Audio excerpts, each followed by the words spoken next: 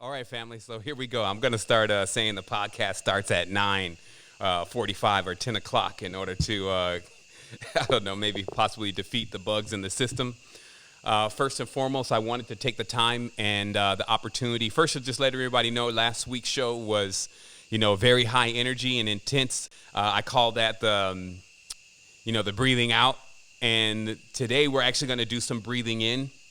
So if you come for the theatrics, you may be, just a little bit disappointed because I want to take the time and the energy to actually just dial in what we're doing here, and also to speak to those that join the show every week faithfully. Thank you so much, and are really looking for clarity. There's a lot of elders that join in the show. They email me after the podcast from time to time. There's parents that join the show, to get, wisdom for themselves and for their children.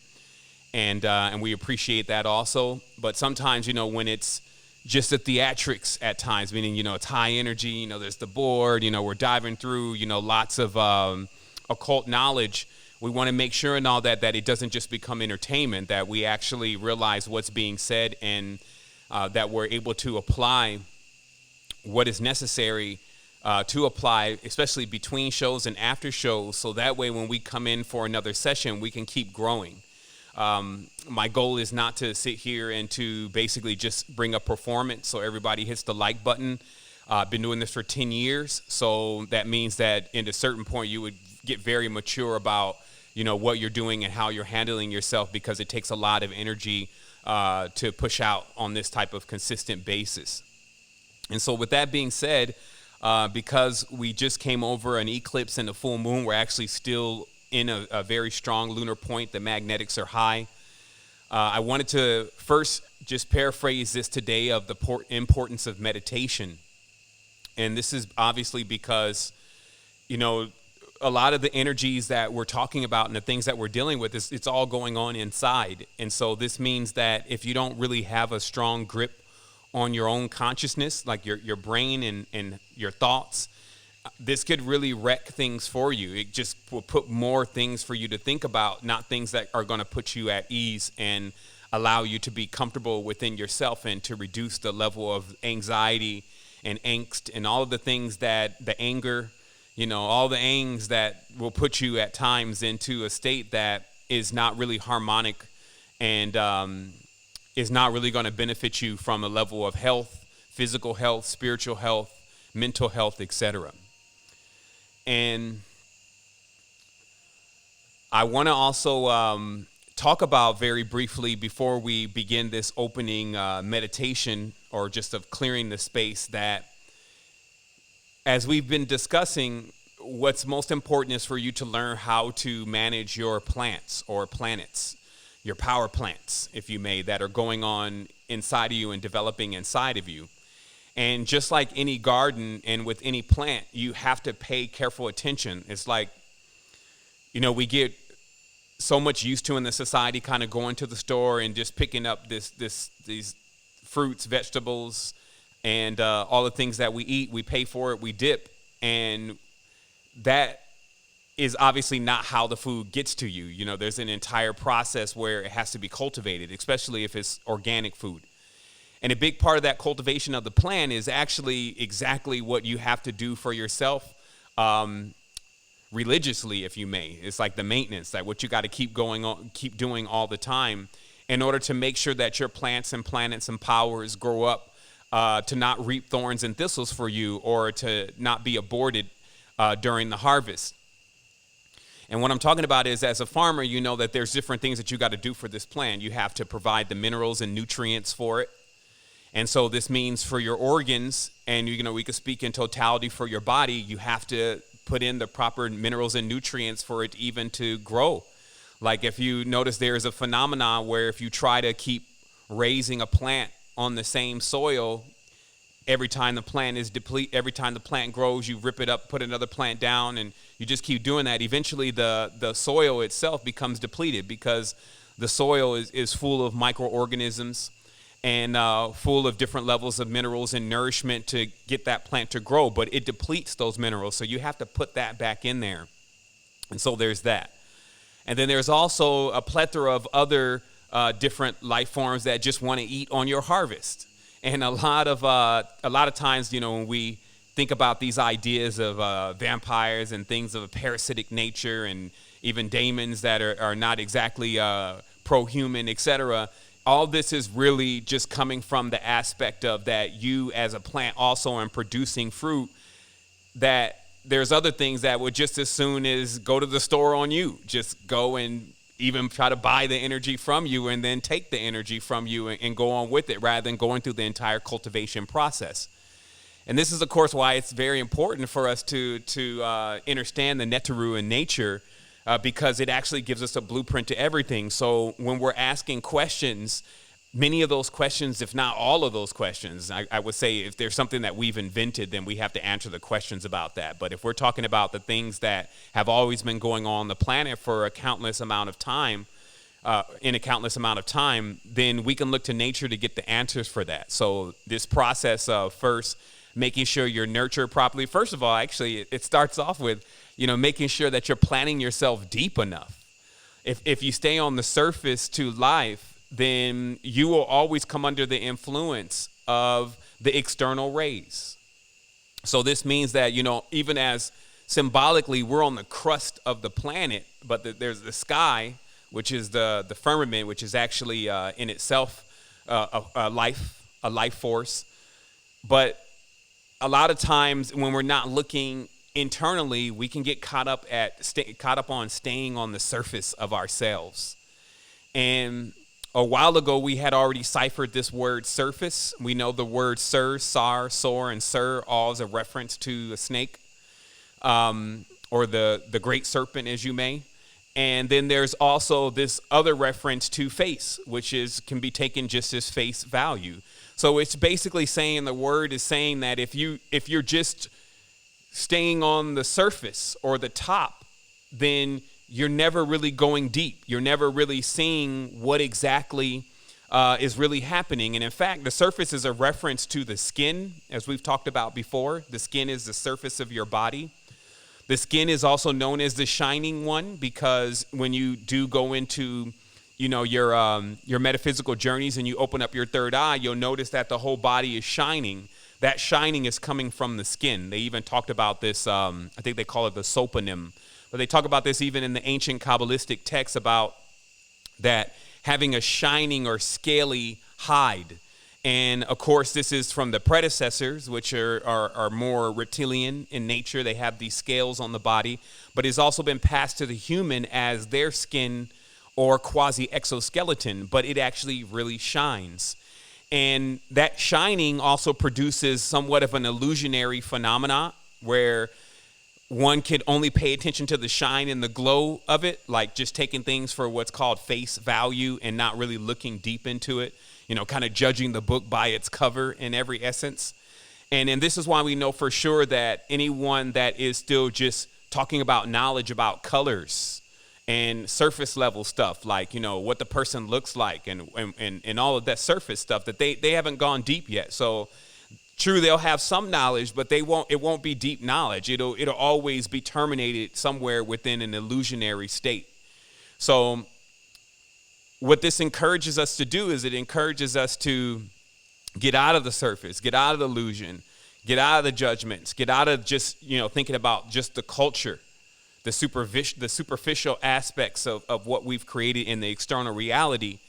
And it encourages us to go deeper. Let's say the center of the earth, the center of self, where we know that the womb and all forms of creation are. And then when we do that, we can then again look at all the things going on around us, such as nature, and then ask ourselves, one, did I plant myself deep enough as a seed?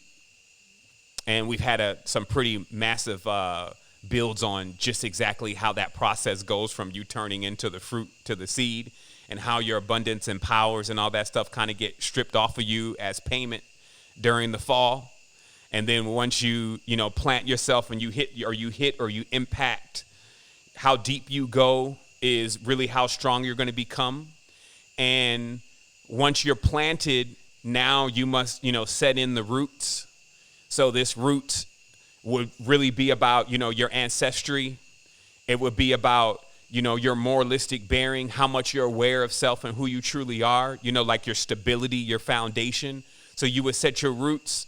And then once you set your roots, because this is all a process, it's a metamorphosis. So you don't want to be in a rush on something like this because, there is that parable of the sower, which I always found that was just, wherever they grabbed that from and put it in the Bible, Buddy was on, dropping them jewels. But it's real that if you don't plant yourself deep enough, then the moment that some wind comes by, you're just going to be torn up from the roots.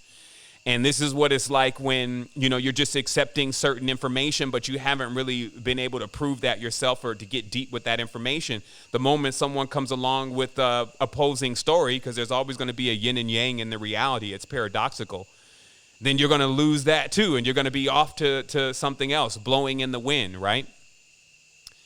And so, you're encouraged to plant yourself deeper. And then as you spring forth, the next thing is, as the farmer knows, now you have to, and going through this germination process, you have to find allies. That's really what the permaculture is really about. It's like there are things that are naturally symbiotic for you, and then there's things that are somewhat predatory. And when you get with the symbiotic nature of the reality around you, it actually defends or shields or protects you from the parasites. This is what happens with plants. There are plants that actually protect other plants from parasites, and they do that for each other. That's called kingdom supporting kingdoms, as it's called around the tribe. And so in this process, though, this may sound simple, and it may be like, okay, well, get on to the, we want to hear about the Archon today again. But truly, if you don't have a really strong foundation and you're not really planted, as I said, those surface ideas are just going to blow you right into more confusion and more despair and more anxiety. And that's not what we're here for. That's not what Tribe is here for. We are the symbiotics. We are a part of your permaculture and getting you into a space to where you're not only comfortable with yourself, but you're also capable of growing without somebody coming and plucking up, what you've worked so hard to put into play. And so as we see with just that simple metaphor of understanding how life comes into existence and how plants grow, well, actually, I won't say life comes into existence, but how plants grow, okay? Another thing that I want to preface this before we dial in on today's initial meditation is also this word creation is pretty tricky because it actually doesn't connotate anything that we think that it means. Like sometimes when we think of creation, we think of the first time something has come into existence, and that itself is a very paradoxical word. That's why they say the serpent speaks with a forked tongue, and what this means is it's like a yes and a no. And this is because if we overdefine the word creation, we miss entirely our power and who we are and what we're really about and what we can be and what we've always been. And this is how, because when we say creation, we're talking about like on this side of things, which is the world of division, as we know, we've talked about this. The first time something starts in the world of division, that is called creation. But this also gets confused for like the first time things started forever, ever in infinity. And that doesn't exist. And we're going to dig into that a little bit today about just why we're working on the process of being able to, I can't even use the word comprehend, but be aware of or to prepare ourselves for that type of experience. You can't even articulate it in this world about what it's really about. So creation is the beginning of what happens in the external realm, but what happened before that, there is no before that. There is no beginning to that. And that just destroys the mind, because the mind's always looking for an anchor point. It's always looking for a beginning, an explanation, and it just doesn't get one with that. And so it often rejects it. But this is how you can know. If I say, and I've talked about this before, that I created my child, like my child, Ara, if I say I created her, right? And I do that with the air like, yeah, and, I'm the one that brought her into existence. I'm actually not correct in that. Why? Because what about the blood? What about the cells? What about the DNA? What about the bone marrow? What about the chemicals? What about all of those other things that are equally as a part, and if not more superior than my process of creation, but that are not held accountable, are not actually mentioned at all? Wouldn't oxygen be more of the parent of, or the creator of my child even than I am, because of the level of that element and its ability to fill all of the children? So what I'm getting at here is that we can get lost at times with these ideas that come about with these words, especially when they get misinterpreted. And misinterpretations happen all the time. And when it's going on gradually, we sometimes miss the true power and the true essence of who we are. For instance, here's another example. People have now come to know the archons as external, or even the gods as external. However, everything points to that these are things that actually exist internally in our consciousness. However, we can see clearly that there would be like a point where we would be aware of that. Like we would know that every single thing would be inside of us, right? And then something like a pole shift would happen. And then all of a sudden, or gradually, we would assume that now all that stuff is outside of us. But truly, it starts within. And it even comes from a place that we just call the unbegotten. And this is actually the journey. This is actually the path. It's actually going from the created or the known to the unbegotten and the unknown. And this is why it takes a lot of trust in oneself, not trust in things externally, because as you're going through the process of figuring out and being aware and feeling into how to let go of ID, in that process, it's so intrinsic for you. Nobody can come and take you through a process of letting go of ID. You would just be afraid at times. You would feel like this is not the time for this to happen for me. You would feel like all that stuff because this is personal. This is something that is just needs to happen within you, and all the changes can only be felt within you. That also means that all these external ideas of that I'm going to turn on these chakras, for instance, and then I'm going to go out into the world and fly in the Dodger Stadium and let them see my power. All of that is really the foolishness, because the power, first of all, only needs to be experienced within. And generally, even just like in when you're getting a taste, which is like on psychoactive substances, you get this taste of being, this powerful being, right? If somebody is right next to you, generally they can't feel what you're experiencing. You would assume they can. If you force it on them enough, they'll tell you I feel you, you're powerful. But they're not feeling the exact way that you're feeling. You may feel like you just got, 20,000 volts, pushed through your chakra centers. And then you say, you feel that? And unless they've taken the substance, because that's why some just don't take it and they hold the space so that they're not in that same frequency that you're in. So this just means, again, that this is something personal. This is about you going into your development. And that's why the meditations and the clearing the space is so important for you to do. Because then what happens is like you put the 1 before the 0. And we've talked about this before. It's like you kind of get started on the wrong foot, even though things are still based on these 2 different integers at times, good, bad, and then one floating point, which is neutral. Have you ever been in dealing with something and you just felt like you can't get a hold of your mind? It's like you're even saying things before you even are able to think about them, about what you're saying. It's like you're being rushed and you can't get caught up to your life experience. Some people actually live life like that. They feel like that before they even get settled into their current experience and get used to that, another experience is here. Before they can even deal with the last situation that they just got out of, now here's another situation. So this is why this power of the meditation and stilling the consciousness is really important, because it allows you to begin to learn how to slow the entire creation.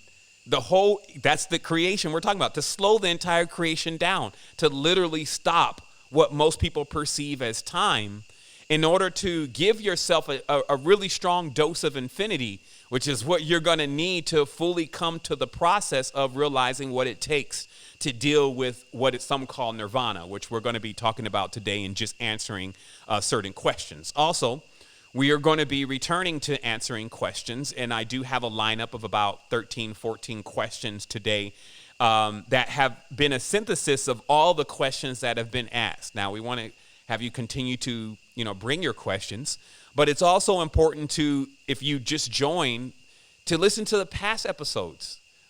We're not going anywhere. This is an infinite journey for all of us. So giving yourself the time, especially if you just jumped in like last episode and then now you have tons of questions about something, we've probably answered those questions already. And so it's important to go to the beginning, Podcast Secret Energy #1, and listen to what's being transmitted, and then listen to the questions that are being answered, and then you will start formulating your own picture of the answer to your own question, even if it hasn't been answered before. Also remember, we're very powerful and advanced beings. We're just now coming into terms and into realization of what that is really even about and what that means.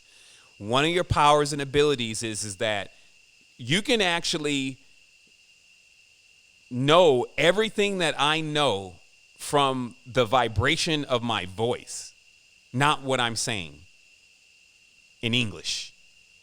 Meaning that there's a power and ability that we have that we can sample the vibration of a person through their voice and actually gain a direct link to what they know.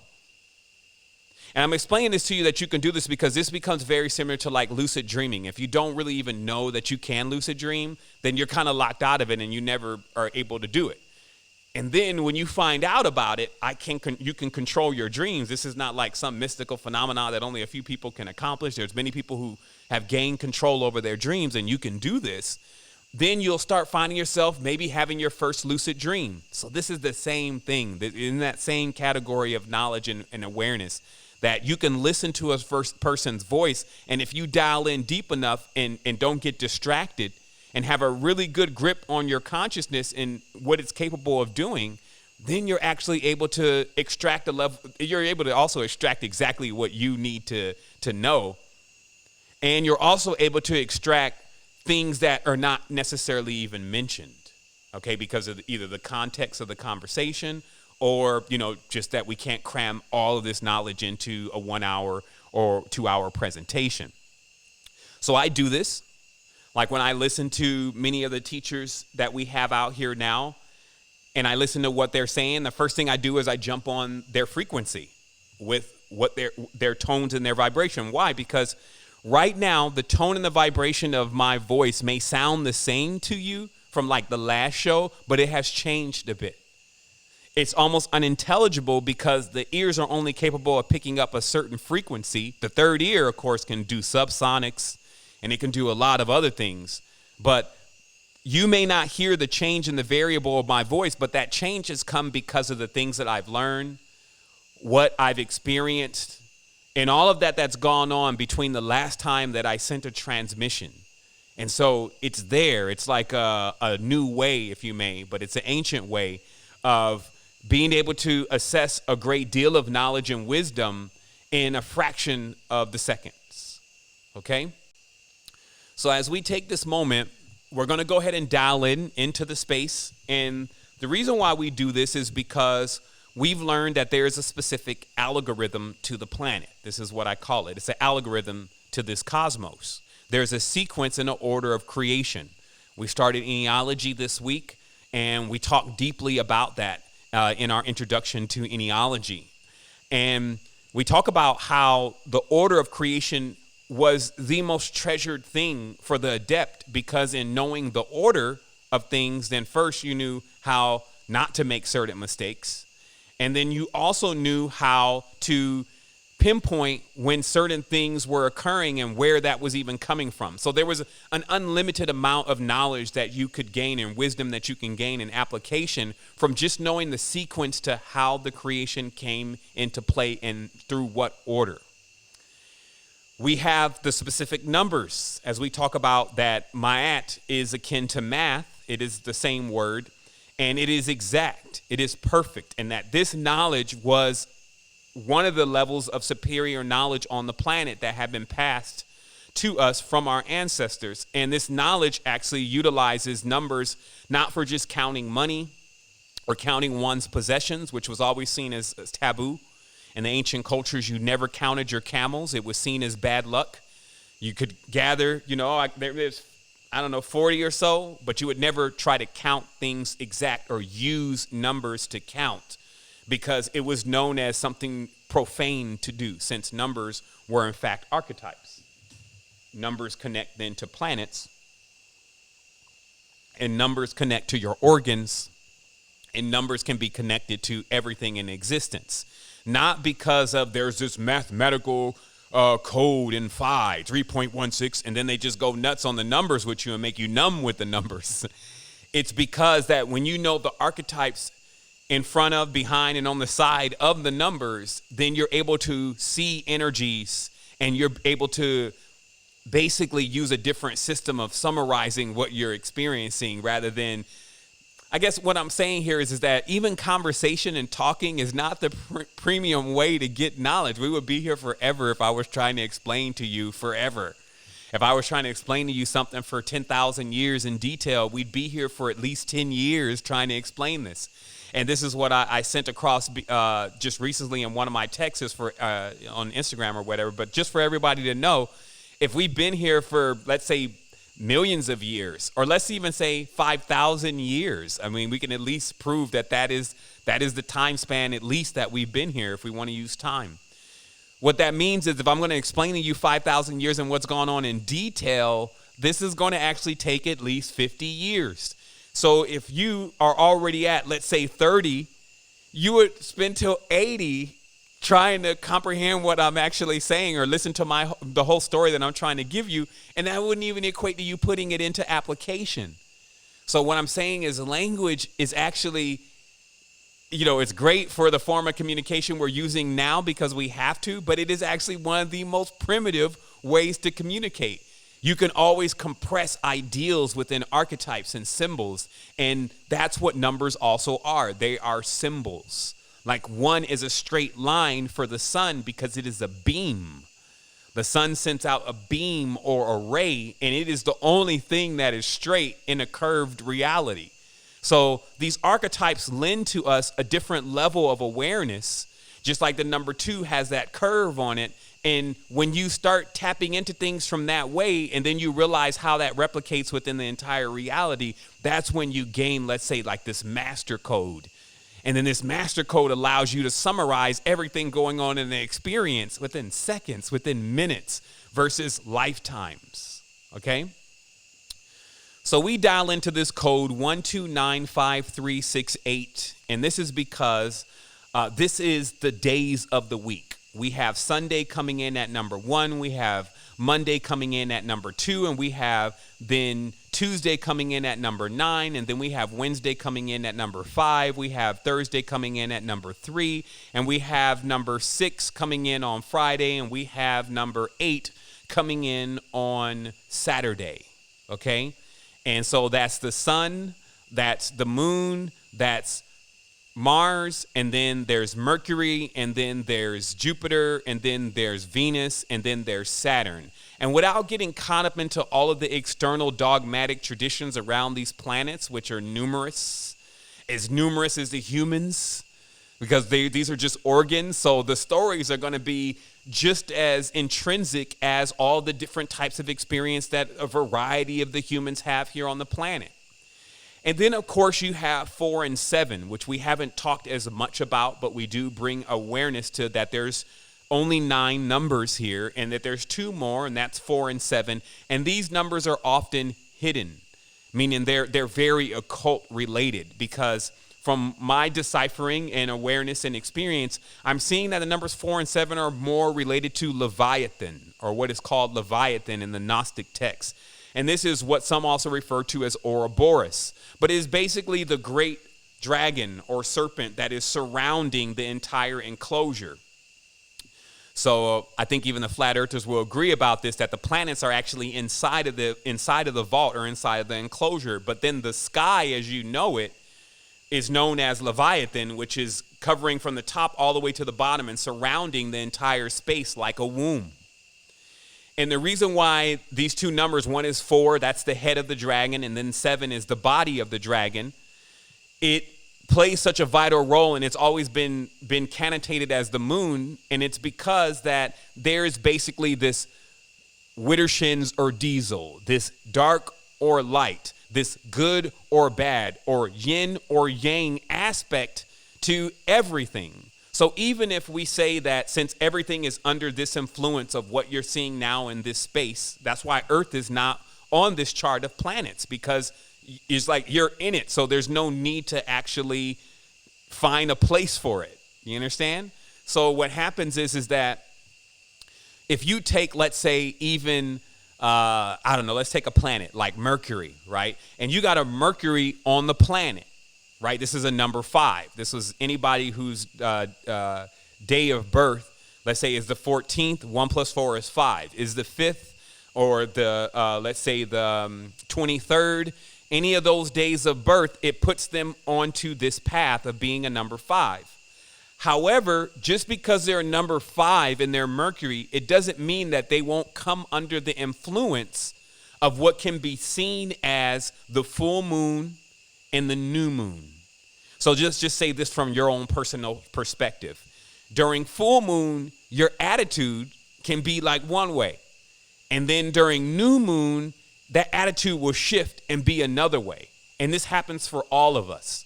So this has always been known as, again, this is the number 4 and 7, but this is, again, the numbers that many of the, especially in Western occultism, have attempted to master, because these numbers really master over everything. They kind of determine, you may be bright like the sun, but are you amplified or are you degenerated? Are you yinned or are you yanged? And of course, this is what puts us all through the motions. This is what creates the seasons. This is what creates the varieties. Okay, so that's what these two numbers mean. So we're going to take a moment.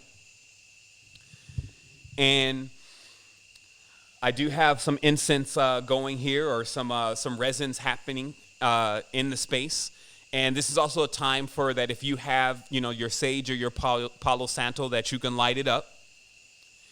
And the reason why we do this is because actually we do want to, I don't know if I use the term run away, but for people who are not used to doing this kind of thing, or bored by this kind of thing, and don't understand the value of it and are looking for something else, it's good to let them pass on to wherever they're going to go next, like whatever YouTube page they're going to hop onto next to get that immediate gratification. It's like a sugar fix for occultism. So they can go and get that, because they're still going to end up here anyway at some point in relation to if they really want to grow their being. Not my being. You see what I mean? It's like, I'm not here for you to grow my being. You see what I mean? That's my own personal responsibility. So, 2, it should be the same thing for you, that you're here to grow your being, and that is your first priority. And you're learning the methods and the techniques in which to do that, because I'm allowing my diary, as I call it, to be open to you of something that I have to also go through and something that I also have to do. And because the human body is very high maintenance, it's like a high maintenance female. It is, really. It's flesh, right? So because it's so high maintenance, this means that I always have to do this check and balance system with myself every single day. Balance is not something that you just achieve and that's it.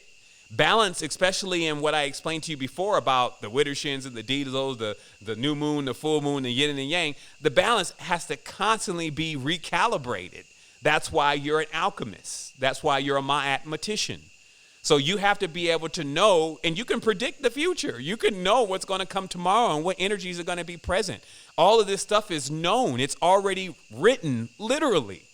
Sometimes they make that statement, it is written, and it sounds like, oh man, that's so mystical. But no, it's literal. It's written in the sky, that how we are even brought about and what influences we go through are already scripted. But there is a space that we're going to go to where there is no script. And this is the preparation for going into that space, getting yourself prepared for the release. Okay? And so just remember, there's no rush. You have infinity. Some will take lifetimes to do it. Some will do this life, right? Some have done it already and just waiting on their orbital exit. So we take a moment and we dial in first to the number 1. Now, also, I have to paraphrase all of this because someone will say, well, how do you know, right? And that's why we love to lean on Ma'at for that, because, Ma'at is a higher stage of knowing. It is a sequence of things that lets you know, okay, this is on point. So I want you, if you have your pen and paper right now, to take the numbers 1, 2, 9. I'll say it slow. 1, 2, 9. And write these numbers down. 1, 2, 9, 5, 3, 6, 8. Okay? I'll take a moment.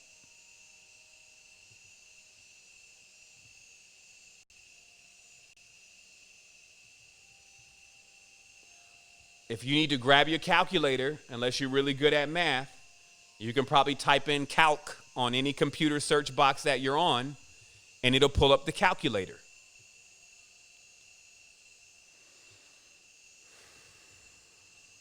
All right, like I said, this is the breathing in today. So you take 1 plus 2 plus 9 plus 5 plus 3 plus 6 plus 8, and what do you get?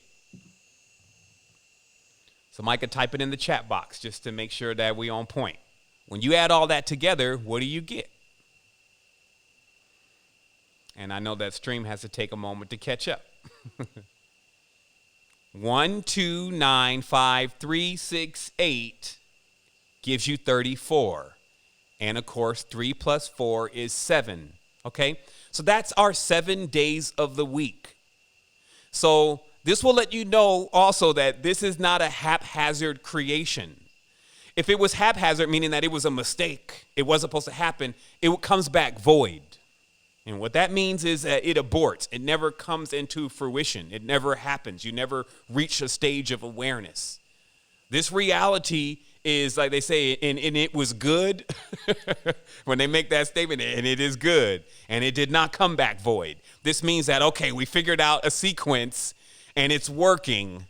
Let's not reinvent the wheel here. Okay, now I'm going to go even further today. Now add with the number 34, add the number 4. So this is 34 plus 4 plus 7. And what do you get? So this would be 1 plus 2 plus 9 plus 5 plus 3 plus 6 plus 8 plus 4 plus 7. What do you get? And I'll let that breathe for a minute for my mathematicians. So obviously, from that, and I'm just going to wait for that first text so I can even see what the lag is on the chat over here. All right, some are going to.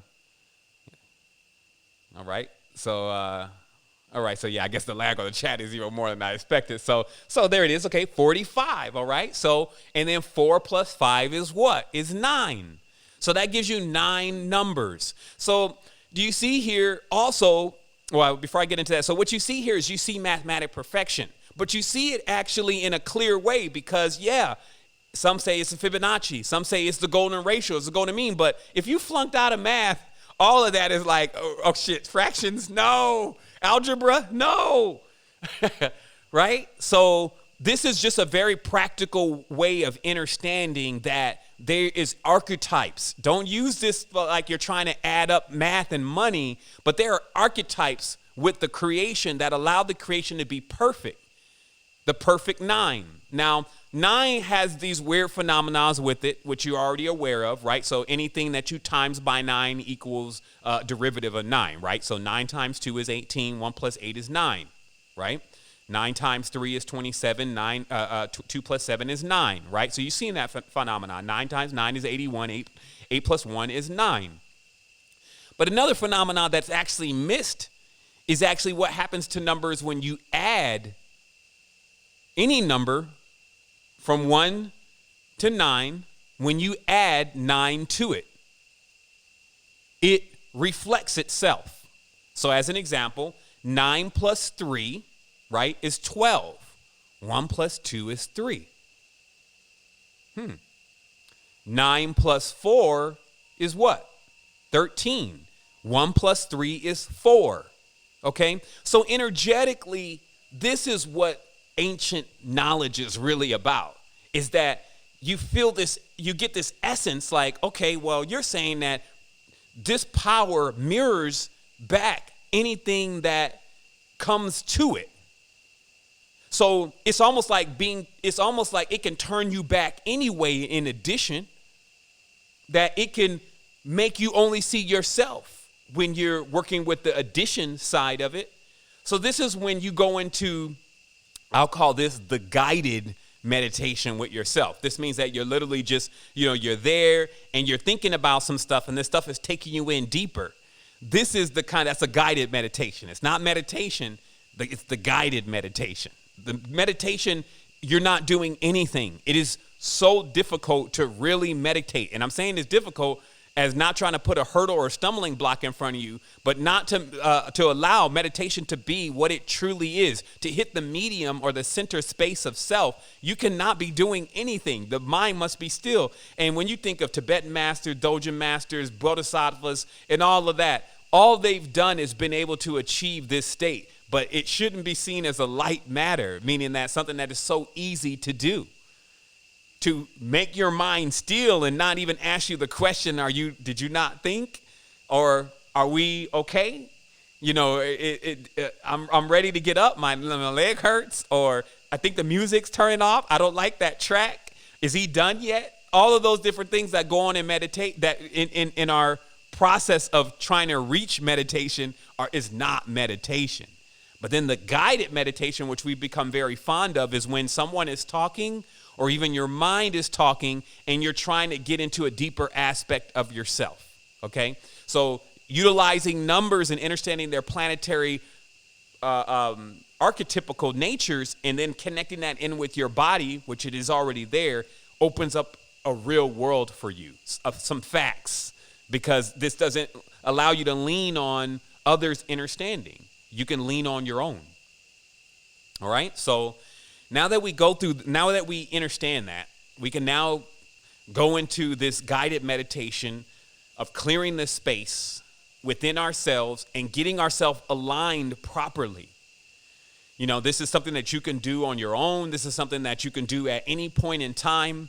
And when you know this sequence, like, we're making this readily available. You don't have to join Eneology to know this, even though you'll learn many things in Eneology that we haven't had the time and the opportunity to write in other places. You already have cosmic energy, which I think the little bot is sharing the link to the cosmic energy. And those same numbers in cosmic energy, and we're still going to put 4 and 7 in there with the correspondences, but those same numbers that you see in cosmic energy is exactly what we're talking about right now. So you're then able to see the planet, you're able to see all the correspondences, you're able to see the colors, you're able to see the frequencies. So you have all these components now. There's no paywall there separating you from this. The only thing that is separating you is yourself and the time that you're going to need to spend to dial into self. So that's why in a very stimulated reality, it's like, I even have it happen to me from time to time. It's like I go from here and I go and do this and I go and do this and I go and do that. And then the day is over with. And I haven't spent much time on self. Now, I have this benefit, though, because I actually do things in the realm of consciousness. So generally, whatever I'm even doing is going to be related to consciousness. But let's just imagine I worked at the auto parts store. So a lot of my time is going to be spent on dealing with that. And at the end of the day, I'm going to probably want to break. I'm not going to want to go into learning deep knowledge about myself, right? So you have to train yourself for this type of habit of spending time to go through these sequences. And like I say, know it like the back of your hand, right? So know this knowledge. Like flashcards. If you're thinking about, creating games for children, we're still working on that. But if you want to do that already in your own space, create these flashcards. Boom, number 9, what is that? And then the child, that's Mars. And then letting the child know, this is your path, and the path the energy that you're working with, right? And so even for you as an adult, 1, 2, 9, 5, 3, 6, 8, you should know those planets that correspond to that, and you should know their story. That's another part that is going on inside of Ambassador Training now, where we have meditations that are already done in there to dial you into the metaphysical aspect of what these numbers mean. Because there's a way that this can apply to your life, your business, your relationships, all that kind of stuff, the external, if you may, and internal. I won't just limit that to external, but that, your life. And then there's these parts of it that apply even deeper. The metaphysical aspects, the things that are harder to articulate. Meta in itself meaning not able to be or barely able to be articulated through a lexicon, through language, okay? So as we dial in, we start off at Sunday, and we find that Sunday in itself is a synthesis. It is the seed also.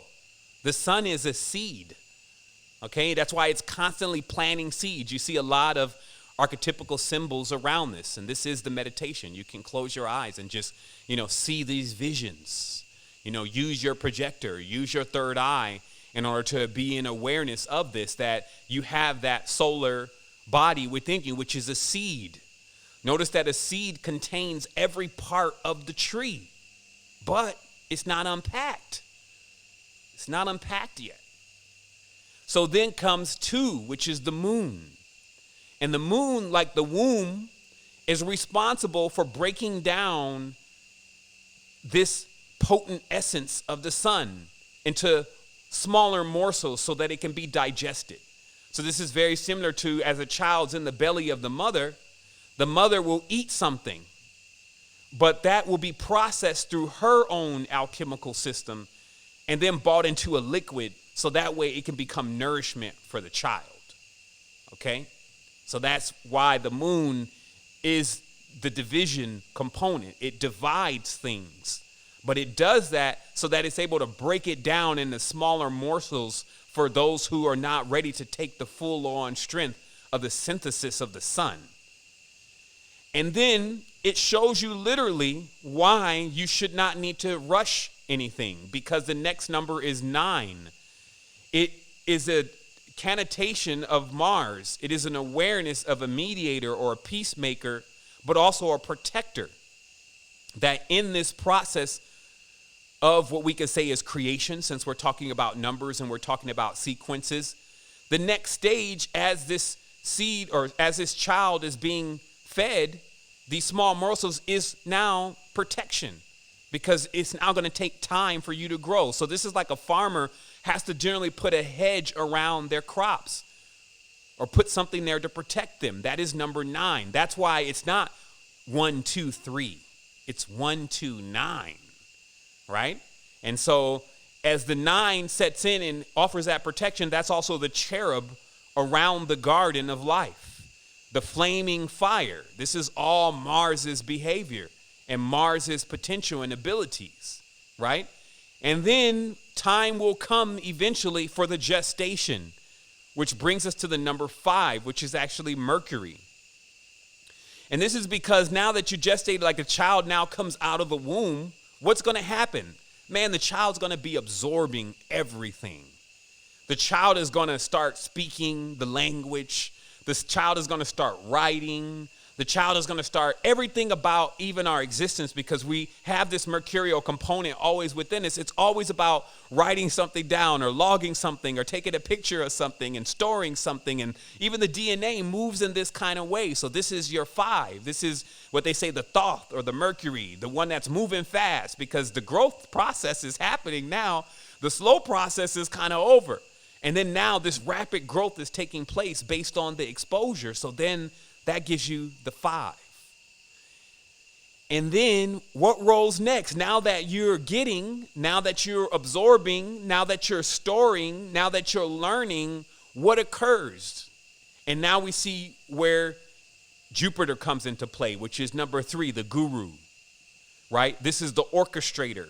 This is the one that knows how to use this. This is the one that's also abundant. Always seen as large because there's so many things that have been gained. You can imagine it's like Mercury has been there eating all of this stuff, and now it's morphing into Jupiter. This is also letting you know that there's no conflict truly between these numbers, these planets and systems. They're all derivatives of each other. They depend on the other to get to the next stage. So now you see Jupiter and why it's always seen as being jovial, because also, and this is, of course, when it's in its perfected stage. And that's why we teach genealogy, because just as it could be jovial, it could also be really grumpy. There's a yin and there's a yang. There's a 4 and there's a 7 to each of these archetypical personalities. But we're talking about this perfect state when it doesn't come back void. Now it morphs into the number 3. And then now also it is jovial. Notice how if you have a lot of things, for many people that produces more distaste. It produces more sadness, right? Like you get a lot of things, that means there's more things to lose. You can get attached to things. So that's what Jupiter also has to deal with in perfecting itself. The number 3 has to deal with that in perfecting itself. But of course, in a perfect state, as they say, in a perfect world, Jupiter is happy about all of this abundance and knows how to utilize all that abundance and knowledge. It doesn't become like, you have a lot of knowledge and then, now you're the guru and then now it's tearing you apart because you can't master or handle just having that much energy and power, okay? And then as it keeps metamorphosizing, this creation must keep replicating itself. That's why this cannot stop this process. Something has to encourage us to keep going. Something has to be steadfast and faithful in the process. And this is, of course, our number 6, which is Venus. Venus is always seen as being the most dedicated. It's like the woman that's with you no matter what happens to you. Now remember, there's another side to this. There's another side to that energy. There are women that don't stick with anyone, will leave, will betray, will do all of that, will share themselves with everyone. So that is when the Venus is out of balance. But in a perfect world, she's in allegiance. She's an allegiant. This is even why there are 51 or 50 pentagrams on the flag in the moment, which is a symbol. The pentagram is a symbol of Venus. And then when they put the right hand over the heart, they say, I pledge allegiance. Because, of course, Venus is the symbol of the heart. It is double phi. Okay? For the phi symbol, it's shaped like a 6. You put them together, it looks like a heart. Okay? And also, as far as the chakras are concerned, Venus is known as the heart chakra. Okay? So you put your right hand over your heart and you pledge allegiance. Okay, I'm with you. We're with each other. This is that energy. Okay? And the reason why that's done is because that actually brings the dedication. That brings the passion. There's so many things that kick off in the world because of the abundance. That brings all of that into play. But this looks like a huge party going on at this point. You got Jupiter in there. You have Mercury, moving around fast, and you got all this going on. So there needs to be what in this story? A check and balance system. It can't just run amok. There must be some hedging. There must be some rules. There needs to be some order in all of this. Order in the court. Who is that? What is the court? First of all, the court is the group of all of the numbers. Who's bringing order to the court? Other than Saturn. Number 8. That's why that is, some people, it's Saturnalian. They all worship Satan and they just go on with their own story and they're just making themselves evil because this exists within all of us. So if your only definition of Saturn is that it's an evil planet, you missed it. You're on the surface again. You're just on the snake's face. You didn't go deep into the womb. So it brings us to that 8 sets the boundary. Just like you see how the water stops at the shore. If it keeps going, it overruns the forest. Just like you see in a farm that there's the hedging that has to happen. Like somebody has to put the check down or else the weeds just grow up on everything. You even have like plants that will grow up over other plants and just like, I'm going to be, needs more of me. So there must be a check and a balance system within the Neteru. That's Saturn. Okay? And that's why most people, they don't like to see Saturn coming because it always means someone is going to get checked. Something, that's why there's the scythe in the hand is a farming tool. A lot of people look at that and they just look at the whole picture and they're just like, oh my goodness, run. It's a farming tool. It's for one to to know, okay, this is going to happen over here. Okay, you can't do this, or you're going to stop this from even being able to grow. So something has to be able to do that. And of course, this is why most people don't feel that, especially the neophytes, they don't feel generally that happy about what Saturn is doing most of the time. And then of course there's the false representatives of these energies that try to emulate certain parts of their characteristics, right? But this is, in a perfect world, how things truly work. And then what surrounds that entire thing, as we talked about, is the 4 and the 7. The 4 being the head, split from the body. That's the maverick, right? That's the one that feels unique. That's the one that tries to introduce the uniqueness. And then you have the 7, which is a dynamo, just all pure energy, always on the go, always got something to do, always got a place to be, always just like that. And that's the entire creation. So now that we've dialed in properly, and now that you're feeling more comfortable in yourself about your experience here, now we're going to go into some of the questions that we have for today. And we're going to see if we're going to do a little rapid fire so we can move through this. But based on what I've already said in this precursor of the conversation, this will actually allow you to become aware of so many different things about yourself. And you'll even be able to answer these questions better than I'm answering them right now. Like, I may be in a certain mood, a certain zone, but when you are armed with these powerful archetypical energies within yourself, you can answer any question because you know where the energy is coming from. Likewise, when something is off, and this is why it's important to learn eniology. When something is off or imbalanced, you know what component to bring in to balance it. When there's a fire, you don't throw lighter fluid on it. But many of us do that in everyday life. Like, we'll get into a communicative issue, and we'll be communicating with someone that we need to learn how that planet or how that energy communicates. But then if we go in with our same old method of how we communicate with things, then we're not going to get the response that we're looking for. And this is why it's so imperative, especially if you're developing or designing or doing things, to learn these archetypes, because you cannot reinvent the wheel. This is the sequence, and it rolls with nature. It rolls with everything around us. So it looks like we're still on point here. All right, here we go. We continue in here. So this first question is, what is the most direct way of getting out of depression and healing one's heart? Now, what I did also today is I put questions together that actually all have the same answer as far as them being relative to each other. And so we're actually, by the end of this episode, caught up with all of the questions except for the ones that come through today. So again, this question is that what is the most direct way of getting out of depression and healing one's heart?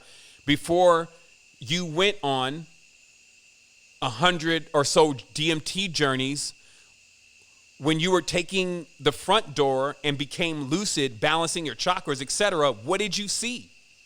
Again, there's a few questions here. There's 3. And then the final question is, I would love to hear you speak on nirvana, okay? Now, all of those questions are related, okay? And I'm going to explain to you, first of all, when I was able to continuously go through the front door before I started using any kind of substances, which I haven't in quite a bit of time. I was using breathing. Breathing was my first way into all of what I was exploring with myself when I was going into these other stages of self. Someone is asking, what did I see? Nothing. The real nothing. See, we think that nothing is like even something. It's like an absence of something. But nothing, it can't even be described, really. So I'm going to try to bring you into this view because I also want to address this question: what is the most direct way of dealing with depression and healing one's heart? See, I noticed that there is this technique that we're continuously using in the process of healing to work ourselves through the pain, okay?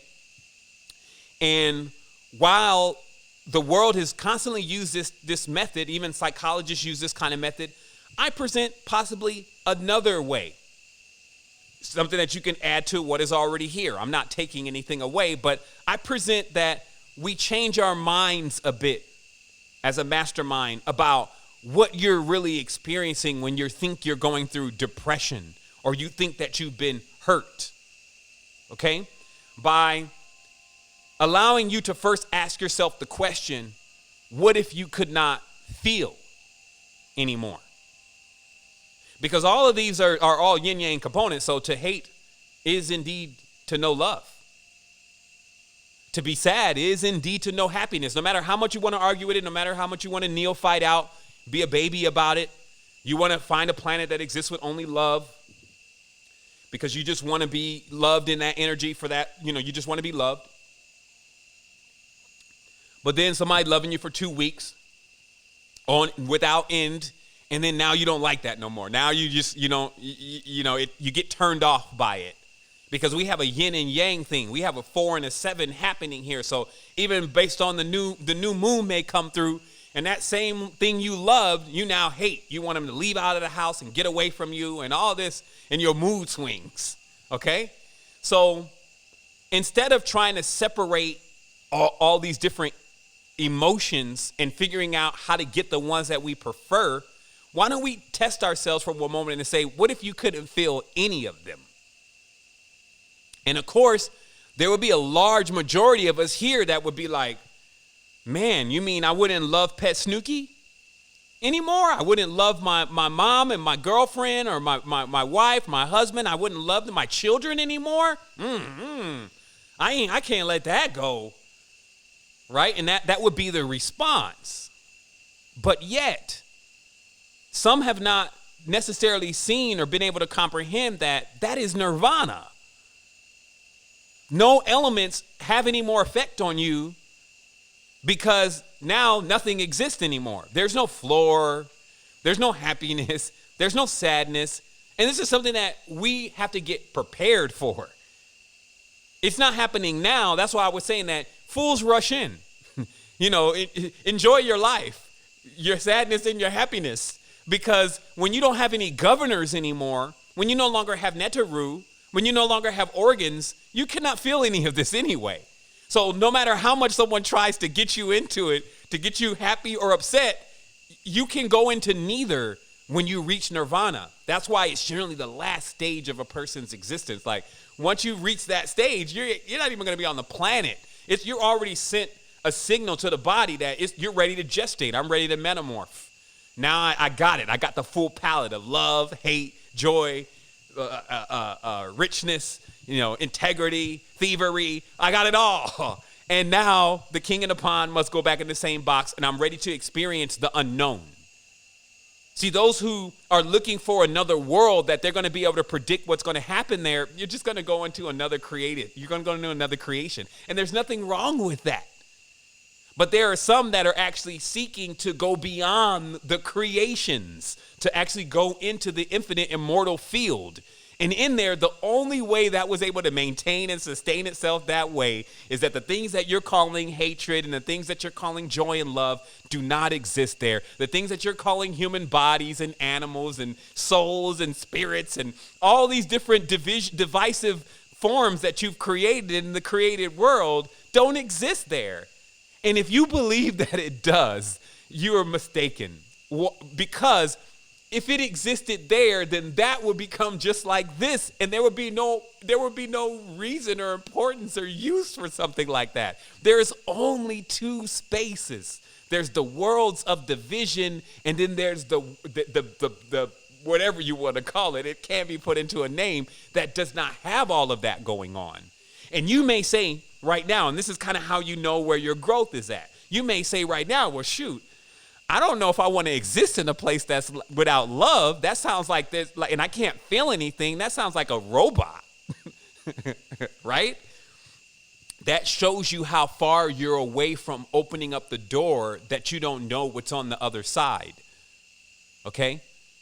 And this would happen to me even in the lucid dreams, that I was given a choice first, that I would know what the experience was going to be. It would always appear as a very beautiful woman, like bad, like shut it down, like an 11. And I can either go run off with her and experience all the pleasures of that, or I could go through dingy number 2 door, which was always depicted and shaped and looked in a way that was not appealing. Almost to, like I said, when 9 reflects itself back to you to encourage you, just go run off with her. You know what's going to happen. That's the known. You're going to experience the pleasures and the joy of being with her. Or you could take door number 2, and we can't tell you what's going to happen in there. Who knows? And I can't say I took door number 2 every time. I'm not going to front with you here. But when I took door number 2, and this would always happen in lucid dreaming, when I took door number 2, I can't even articulate to you the type of experiences I would be having in door number 2. And you would think that I would always go to door number 2, and that wasn't the case either. Sometimes I just be like, man, I'm going with the known. And then other times, especially when I was fed up with what was ever happening in my environment, like, man, I got to get out of here. I got to leave here. Then door number 2 seemed to be more appealing. Okay? So this is what we're talking about here with spiritual growth in the path. Nirvana is ultimately a stage of unknown, because you load a whole different set of awareness and being and all that's foreign to this place. And then so when you're asking yourself, what is the greatest way to get out of depression and healing your heart, is to realize that at least you can be depressed. At least you have a heart that needs to be healed. Check yourself first to understand the value of what you already have. And then you can move on from there and start restoring happiness and then healing your heart, because you'll realize that all this is basically your choice. And without the depression and without the broken heart, there is no mended heart and there is no happiness. And you can lose the ideas of the neophyte that you can, like a buffet, only pick out the ones of the happiness and the joy and the riches and the pleasures and all that you want, without somehow accruing or gaining the attention of those opposing forces that are equally mated to that. And this is, again, sometimes what we hate about ourselves. That's why maximum knowledge pulls you out of self-hatred, which is a part of depression. Because you start even being able to pinpoint. It's like, let's not try to sit here and do this through a conversation. If I'm feeling a certain way, like, so what do I got a problem with? Is it my heart? Oh, well, that's Venus. So then I go to day number 6, day number 8. You go to day number 6, and then they're intrinsically linked together. But you would go to day number 6, and then you would find those correspondences of the things that you need to begin to mend that energy and resonate that energy properly. The right colors, the right sounds, the tones, the foods, the environment, and all that's there in cosmic energy, right? And you would bring that element back into balance, but you would know that it was that element, and that's the power of what you receive through this level of wisdom. You know, okay, if I'm experiencing this is more or less the planet that it's coming from. And then you're also able to see what planets are aids to it versus enemies, meaning that there are certain things that can only instigate the problem. And this is like, you're feeling depressed, and if you bring in, let's say, number 8 is going to just tell you to suck it up already, in that, because 8's used to dealing with pain and can handle pain very well. So it's not like, number 6, get yourself together. It's more like, you haven't experienced anything. So that is generally sometimes seen to be an enemy, not as if they're fighting or conflicting. It is just that this is not going to produce the most ideal situation.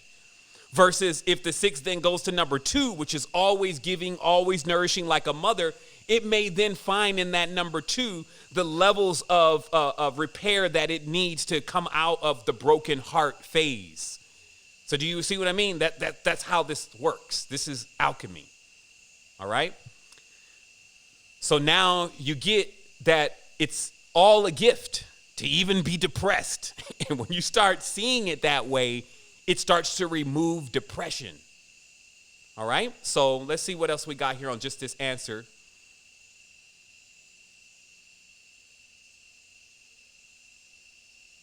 Exactly. So that is it. Just on that, answering those 3 questions. And it's also, remember, and if there's not this other place, because I told you before, it's It's not going to be, it's either, the division and the creation or the totality, right? So even when we're talking about ascension, and this is why there became gods, okay? This is why there is chakras, okay? This is why there is planetary energies, but it's all inside.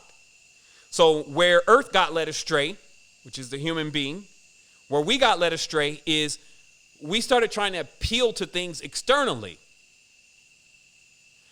Now, because you climb the ladder of light in the order and the magnitude, which we presented in the algorithm, you're climbing the ladder of lights. So you start at the sun and the moon, and in this process, you're leveling up. This is self-worship, okay? In this leveling up process, there's a lot of encouragement going on with this because every time you level up, you gain another power or siddha. You don't want to rush because if you turn on the wrong power at the wrong time or you too much and all of that, you just blow it for yourself. So it becomes like dominoes, and you're stacking these dominoes, and you don't want to like rush stacking a domino and knock all the rest of the dominoes down. That's what the adept knows, right? So in this process of basically building these powers and the energies to yourself, this is called ascension. You're climbing this ladder. So do you see why it would make no sense to try to do this with external gods that you would be serving? It would destroy this whole idea of ascension. What would you do? You would ascend to go and serve another god? How does that even work? Especially since most of them are things that say that they're gods. They're not even visible. You don't even really talk to them. They don't even really come around. This is why this all has to be done within, and this is why it's facts. There's clear proof that this is all going on within because it doesn't even make sense externally. So you would like climb up higher to serve another god? I just as soon as serve the God that I'm serving now. It doesn't make any sense. But if you look at it in the true context and it says, well, once you graduate root chakra, you can stand on it. It's a foundation. And then this allows you to reach into the next world. And then as you're climbing this ladder of lights or Mount Meru, you're also going through these experiences that open your eyes, because these planets are eyes, into a greater stage of awareness. And then once you open that final eye and all of your eyes become whole, then you wormhole, you quirk. You basically go to nirvana, as they stated it as a thing, because in all those processes, you're having the full-on thing. You're going through all of the experiences, and then you learn, you become wise. That's why they show those old Chinese guys with a long beard. He's becoming wise, and then he moves on to the next stage. And that's how even the ancient paintings are.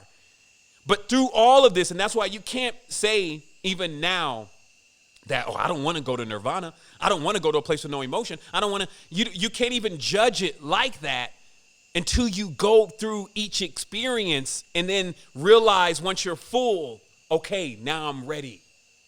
Do you see what I mean? That's why you don't want to rush with this. You don't want to get it out of order. You don't want to neophyte out on this kind of stuff. All right, so that answers that question. This next question is, what do you think about bufo and ayahuasca? Okay. Now, first of all, these are very powerful elements. So, one should always be cautious of how they speak about things that are on this level of magnitude. Bufo and ayahuasca have changed lives, right? But the question here is it bufo doing it and ayahuasca doing it, or is it the person doing it? Okay, meaning that when any element changes your life, is it the element that's changing your life, or is it you? Now, to answer this question, I can only hearken to some people that I know that have actually gone on these journeys, and they're exactly the same. True, 3 days, a week, they were totally different. They had seen the light. Now they know that it really exists. They have tasted, although through the back door, but they've still tasted that there is for sure a beyond, okay? However, just like a dream, and that's why it's always important to, work on the front door, work on the meditation, work on the breathing, because it removes the filters.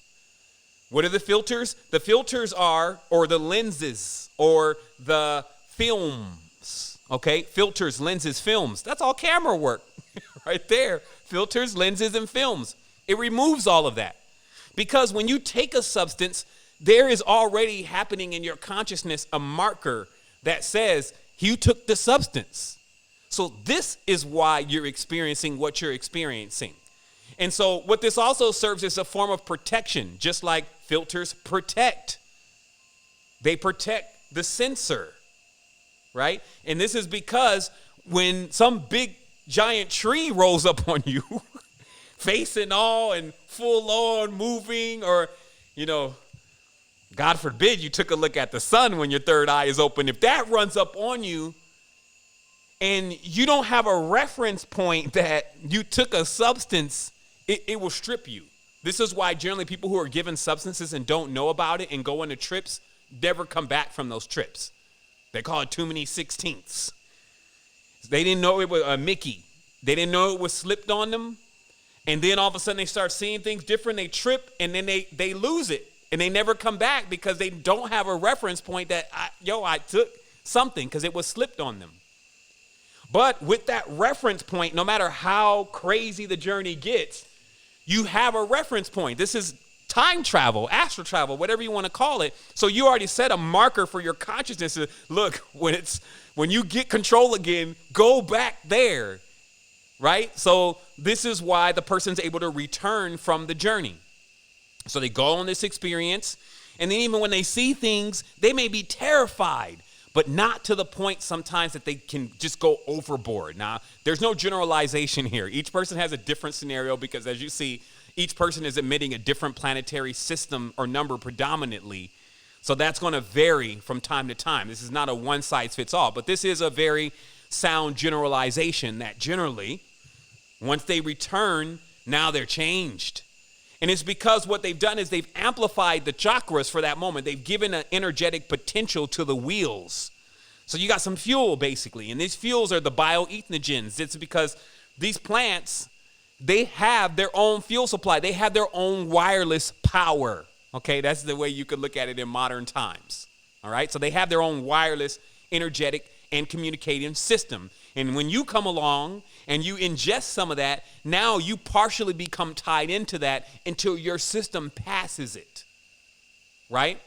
But this is also leads to the phenomena, day 1, day 2, day 3, oh, you're the saint. Now you know everything. Now you swear you're never going to turn back to, and then you have a whole list of things for yourself. But just like a dream, as the time continues, and you stop either administering the medicine or figuring out ways to actually be able to create your own internal medicines and work with your own vehicles, the person starts slipping. Sometimes even they get worse than they were when they started. It happens because of addictions. Like I've seen people who go on so many ayahuasca journeys that something is kind of happening with them. It's like, because you're also open during these times, and just like any plant or any other living organism, you can get contaminated. Contamination is just by alien forces. This just means something that's foreign to the body, something from another chakra that you've never even been in before. And then that gets into your field, and then it starts to kind of like throw things off balance a bit. And a lot of this stuff is happening unintelligibly, meaning the person never even really knows that this is happening. Now, 3 months later, this is a person that you can barely recognize, talking crazy stuff and insisting things that are not true, and elevating themselves onto a level of power in which they think that they have when they really don't. Many people use these elements to reign or master over others. They administer this element to other people, and especially if the person is their first time, they somehow associate the element with the person. And they, oh, my shaman. When there's lots of dark shamans, also imbalanced or distorted shamans running around, utilizing the medicines in order to entrap others into their etheric fields, right? Because remember, we are spirits, or we're bodies inside of our spirit. I'll say that again. We are bodies inside of our spirit. Our spirit is bigger. So when you start doing spiritual things, or you start feeding the spiritual body more, it grows larger. So there are many people that have taken these kind of medicines and substances, and their spiritual body is very large, and it envelops another person's spiritual body. And if they are not honorable and integral and understand what their purpose is, they can abuse that. There's always a test. They may not have even started off with the intentions to do that. But having 3 or 4 fawning princesses around you telling you that you are the gift of the God for them and that they saw you as the great snake or whatever, this could destroy everything that you built up thus far. And that's why there's perils on the path. And we've talked about that. But it's just, again, an awareness that these substances, they don't really change anything. It's the being that changes. They invite you. There's a lot that's backwards also about the word or world. This world is backwards in many contexts, because when I had my first DMT journey, the beings that I saw as I was ascending this ladder of lights, a group of the beings that I had saw as I was going, I had seen 3 or 4 nights ago in the dream. And I even made the statement, "You're the beings that I seen in the dream." And that was because then I was snatched up into another envelope or vault or space or layer to go in. And so I was just traveling fast, but I recognized I saw these beings about 3 days ago. And so it only confirmed once again that everything here is kind of backwards. So when you do take any of these substances, and I won't say in every case, generally the substance has called you to it for the experience, because it exists in a space that is like a different cog of time and is a bit more in the future than the space that we exist in now. And this is very simple. It's because there's an ayahuasca plant in what we would call 2060. Okay? There's a lot of things in 2060. They're there right now. So what I'm getting at here is that you have forces that are so powerful, they're going to be here at year 3000. And because their linking system, their Wi-Fi, if you may, is crossing over the space that we call time, that's why when you plug into them, you're able to see at least a chunk or a layer of what's going to happen in certain experiences, is what's going to happen in certain spaces, what's going to happen in certain times. But you can also do this in your dream. So I want this to be very clear. So the next question here is World War III imminent? Okay, so basically, are we going to go through another world war? Okay, first of all, let's just say it as it is. World War III is over already. Maybe you're talking about maybe World War IV, but not World War III. World War III is over. And it's because, or has already taken place, and it's because as the wars continued, there was always from the warlords an idea of not destroying as many things, but still accomplishing the same overall purpose of war, which is just to divide. Okay? So instead of tearing everything up and starting all over again, why not just accomplish what war is capable, what is the purpose of war, without tearing everything up? That was the endeavor. So since the purpose of war was to divide, that's when TV came. Chemicals. All sorts of different devices that were experimented with, not only by the paranormal division, but also even the United States industrial complex and all their psychological complexes. Like, there was more psych wards in the United States than there was churches at a certain point. So there was this period, as you see with the MK Ultra, et cetera, which all the documents are now published. The documents of MK Ultra, which are now declassified, are so extensive, you can't even read them all. You almost just get burned out. It's like, all right, well, I know they experimented on dogs, any other life forms, Wi-Fi frequencies, anything they could come up with to how to change and manipulate and control and all that kind of stuff. So that research is already done. So much is done that they could declassify the whole thing and count on you not reading it.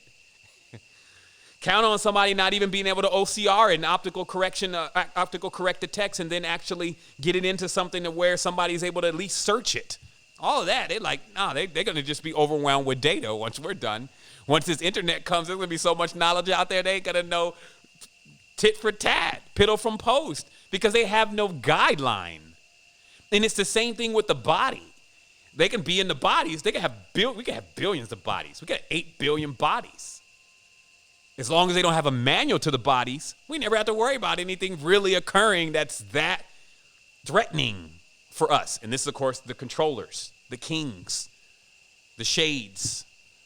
That's their conversation. It's overload.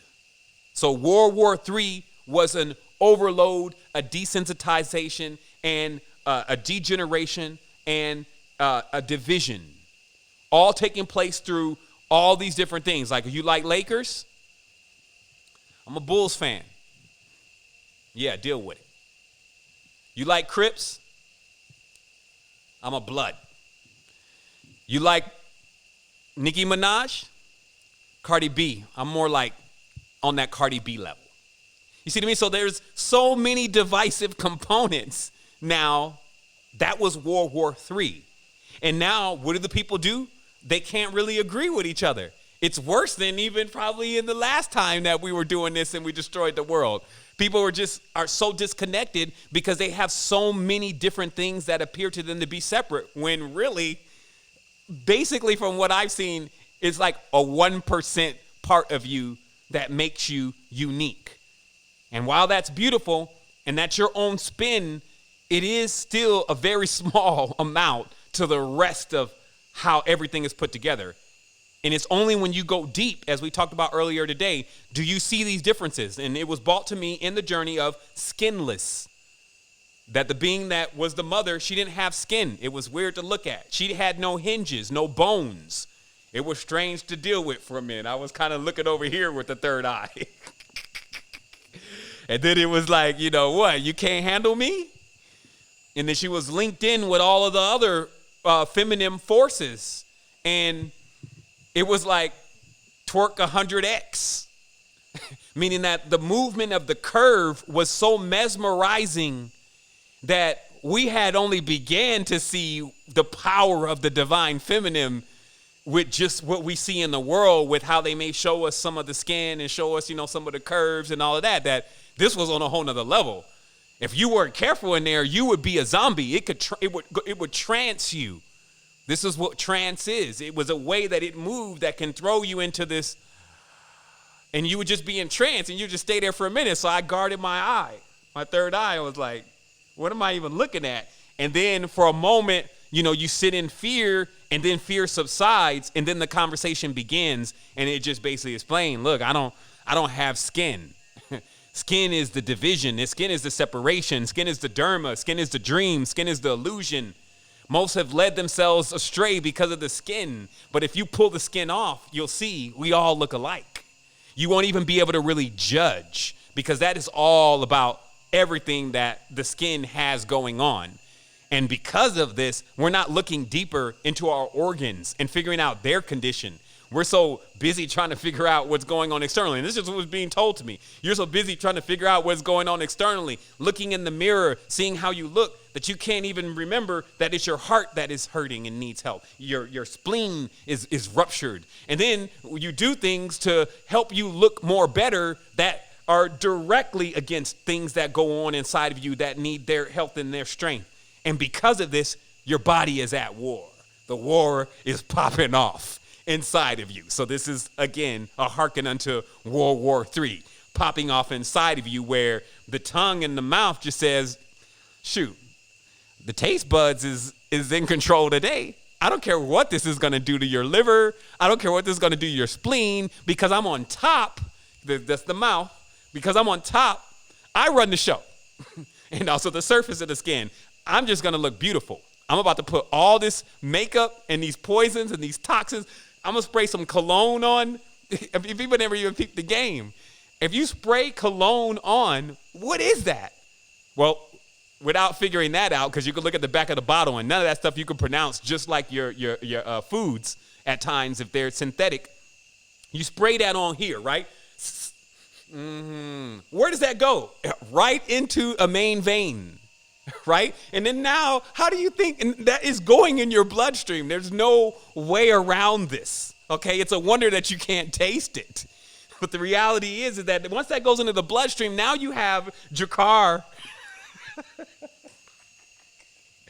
Jakar number 5 running through your system. I mean, how is that going to work out for the rest of the organs? You know, that's hilarious. Let me take a moment here. It's just, I'm not crying because I'm sad. It's just so hilarious to think about, you know, some of the stuff that we're up to. And I'm not excluded. Like I said, this is personal diary. You know, I throw some Creed on. You know, it's $300 a bottle back in the day. You know, smelling like, you know, you just arrived for all of the women at that point. And then, you know, you're just poisoning yourself to death, and it's just layered, the sickness, okay? So this is just, again, how the body can be at war because one part of the body prefers to have something, and then it's going to just totally nuke out all the other parts of the body, but after all, you don't care because it makes you beautiful, it makes you smell good, right? So this is what we're talking about. So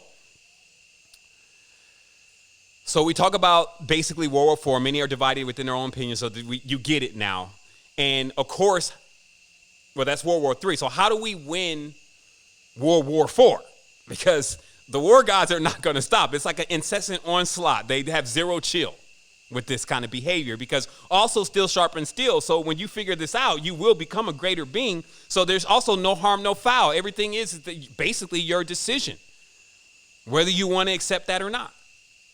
So obviously the internal unity, as I'm explaining here, bringing your bodies into an alignment and an agreement.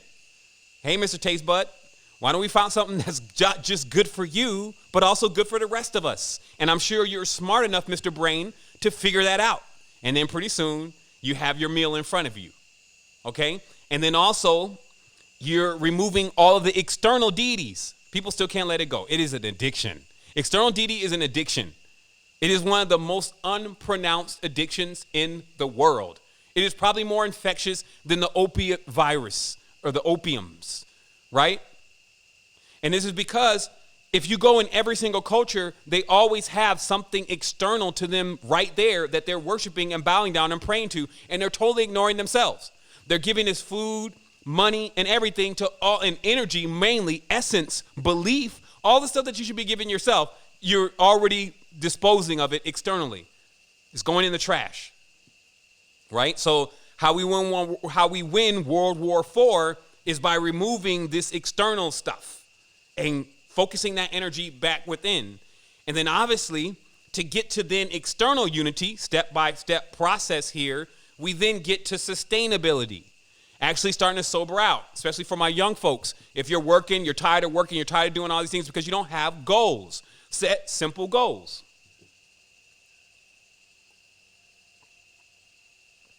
And don't try to accomplish something in one day. I'm going to become sovereign. And then the next day comes, you're not sovereign. Now you're pissed off, you're not sovereign. I mean, come on. You need the time and the experience, but set the goal. Okay, my goal is, and this is one of my goals, I'm going to get some land. I'm going to spend some time doing that, figure out the place that I can get the most powers on that land. Powers are well water, sun that's not so much at too high of an intensity. Because remember, just because solar panels take in sun, it doesn't mean that they want to be in the desert. They get hot. Okay, so all the powers. There's a river running there. There's another power. You can use hydroelectrics. So you find a place that has some power, and then you set your intentions to acquire that place. Even if you have to go and get a loan at first, at least it's not more loans for more electronics. More things that are just going to depreciate. Another car loan. Even if you're getting a loan for that moment, now you get that loan, and then you're going to pay off that loan as fast as possible. And then you're going to own that. And no matter what happens, you'll be surprised. Like when you make these moves, these are the energetic updates. These are the energetic upgrades. This is how even one can pass through chakras in the as above, so below way. You could do things on the as below that raise things up in the as above. So if I become a sovereign on land, now I got my own land, watch how you feel. When the clock hits at 6 in the morning, you'll get up and you'll feel comfortable in the meditation. Not that, oh my goodness, I got to be to work. I hope traffic ain't bad today on the I-85. You won't care none about all of that stuff. You'll do it at your own pace. And of course, as you've learned from so many of these financial masters, that is the condition that you want to be in to truly create something. You want to be, calm and relaxed and in your, in your skin, in your space. and know that you're on a firm foundation, not that somebody's going to be able to yank that off from underneath you and then you're going to starve. Because that, those impending things of happening may not even be realistic to be occurring, but the subconscious mind, because it wants that security, it feels like that. It's like, yo, man, we standing on somebody else's stuff. We need to get our own stuff. And then if we don't have our mentors in place to let us know, this is what you should do. Don't freak out. There's also these technologies. These technologies are pretty on point as far as the battery. They got a new battery. It lasts forever. Like this damn battery is impressive. They just want to put it in a car, something else that depreciates. I saw another device that they released on CES 2020 where it's a smart breaker. It's not actually tied into any external networks. You can, but it also operates outside of any network. And what it does, because it ties right into an app on your phone, is let you know how much power you're really burning, what is really burning that power, and at the push of a button, you can turn it off. It's imperative to understand this. Google themselves was able to save 70% of their power consumption by bringing this kind of thing into play to begin to do Overwatch. Judy's computer is still on. The screen is off, but the computer is on. We have a center that's sitting right in Arizona getting pelted by heat. Why don't we move it to North Dakota? It would solve the same purpose and put it closer to the backbone. So this is what they have enlisted AI also to do for them. Now their energy is down 70%. And it's not because they always go, because we're becoming more green and sustainable. No, because they're saving money. And they're able to take all of those resources and put it into growing their machine rather than expending it on just buying power and energy. But again, these kind of technologies, they're not the issue. The issue is who's using the technology and what we're using it for. So right now, since we have this advent of sustainability hitting into all of the major markets, everybody's talking about they got vegan leather. They got like vegan shoes now. I'm like, is you serious? This is a gluten-free shoe? I mean, what are we doing here? But it's because there's a trend to preserve the environment. A lot are using their time and their energy and their consciousness and, their own pursuit of wealth to start creating things that actually are technologies that equal this sustainable blueprint that society is saying they want. So that'd be another part of the investment. Let me put some batteries in here. Let me get a system going on. They got one system you lay in the river, and because of the way it's shaped, when the water's coming down the river, it turns a turbine. It's got two cords coming out of it, and you just put the cords into the batteries, and it charges the batteries. So what I'm saying is that it's not as complicated as creating a nuclear power plant to get yourself sustainable on land. But it is complicated at times for one to get to the mindset that that's something that they need to begin to plan for now, even if you don't have the money to buy the land. Go find the land first. Start bringing it in. People are always manifesting things like, I manifest another good job. Okay, for what? So you can keep working? Like if you're going to manifest that next good job, let that next good job be manifested because you're paying for this land that you already found. Because what this does is it puts you on a foundation. You know where you're going. You're not saying to yourself, well, I'm going to wait until I get the money and then I'm going to start searching for the land. That's not the way to do it. That's backwards. You go and find the land, spend the time. You can go and start seeing the place. And then once you see the place that you want, now you get a motor in that tense. You get some motivation of why you're even working. Then, the boss is not pissing you off anymore because then you're like, I don't even care what he says. I only have X amount of more work days to go before I acquire my land. So do you see? So you start making the moves. And they give these pointers at times in these self-help courses, but it's always skewed. They tell you, well, put yourself into the mindset that you've already been able to achieve it, and then you'll get it. And it's like, kind of. But what is it that you're trying to achieve? And is that really going to set your subconscious at ease? And those actions that you're making, there's some that you can do now physically. Go start grabbing that paper. Go to the bank. Grab the REO list and ask them, well, on the repo list, is there land you got that is coming into repo? Oh, yeah. And then you'd be surprised. Because then as you're setting this up, because this is all happening somewhere else too, it's all happening on another side of things. You start providing yourself the resources in order for you to be able to accomplish what you need to accomplish here. It's an omniscient reality, omnipotent reality. But you got to meet yourself on both sides. So that's how you win a war. You eliminate the enemies. you're on both sides now. All right, so this next question is, what is your view on longer hair increasing sensory reception? Okay, this question came up 3 times, so I'm not sure if it was the same person, but it really seemed like people want to know and understand what's going on with the hair. Now, you see I got my joint coiled up right now. So I got the coils working. It's helping me amplify the energy. But the hair is obviously storing memories, right? It can store memories in essence. That was the whole thing about not cutting your hair, was like using hair like a talisman. That during this process of when you're learning certain things, if you grow out your hair and what you're learning, then there's a certain level of retention and a certain level of like an antenna-like connection that you maintain to what you were learning or what you were absorbing. However, because there's always a yin with the yang, if you keep growing your hair long and you're going through a lot of traumas and anxieties and issues, all that's still in your hair. So there are some people who have adapted this idea that the hair is power, but they are missing some of the small details too. But yeah, if you went through a divorce during that time, if you were on drugs during that time, and all of these different things were going on with that same set of hair, you may need to hit the reboot button. That same beard, then you may need to hit the reboot on that, because also that's how I even treat my body. That I know that since I've come into this alignment with self, I've come into this balance. Now the organs that are going to be generated within this next, however long it takes for organs to generate, let's say it's 7 years, this new generation of these new organs, they're going to be the ones that are the balanced organ.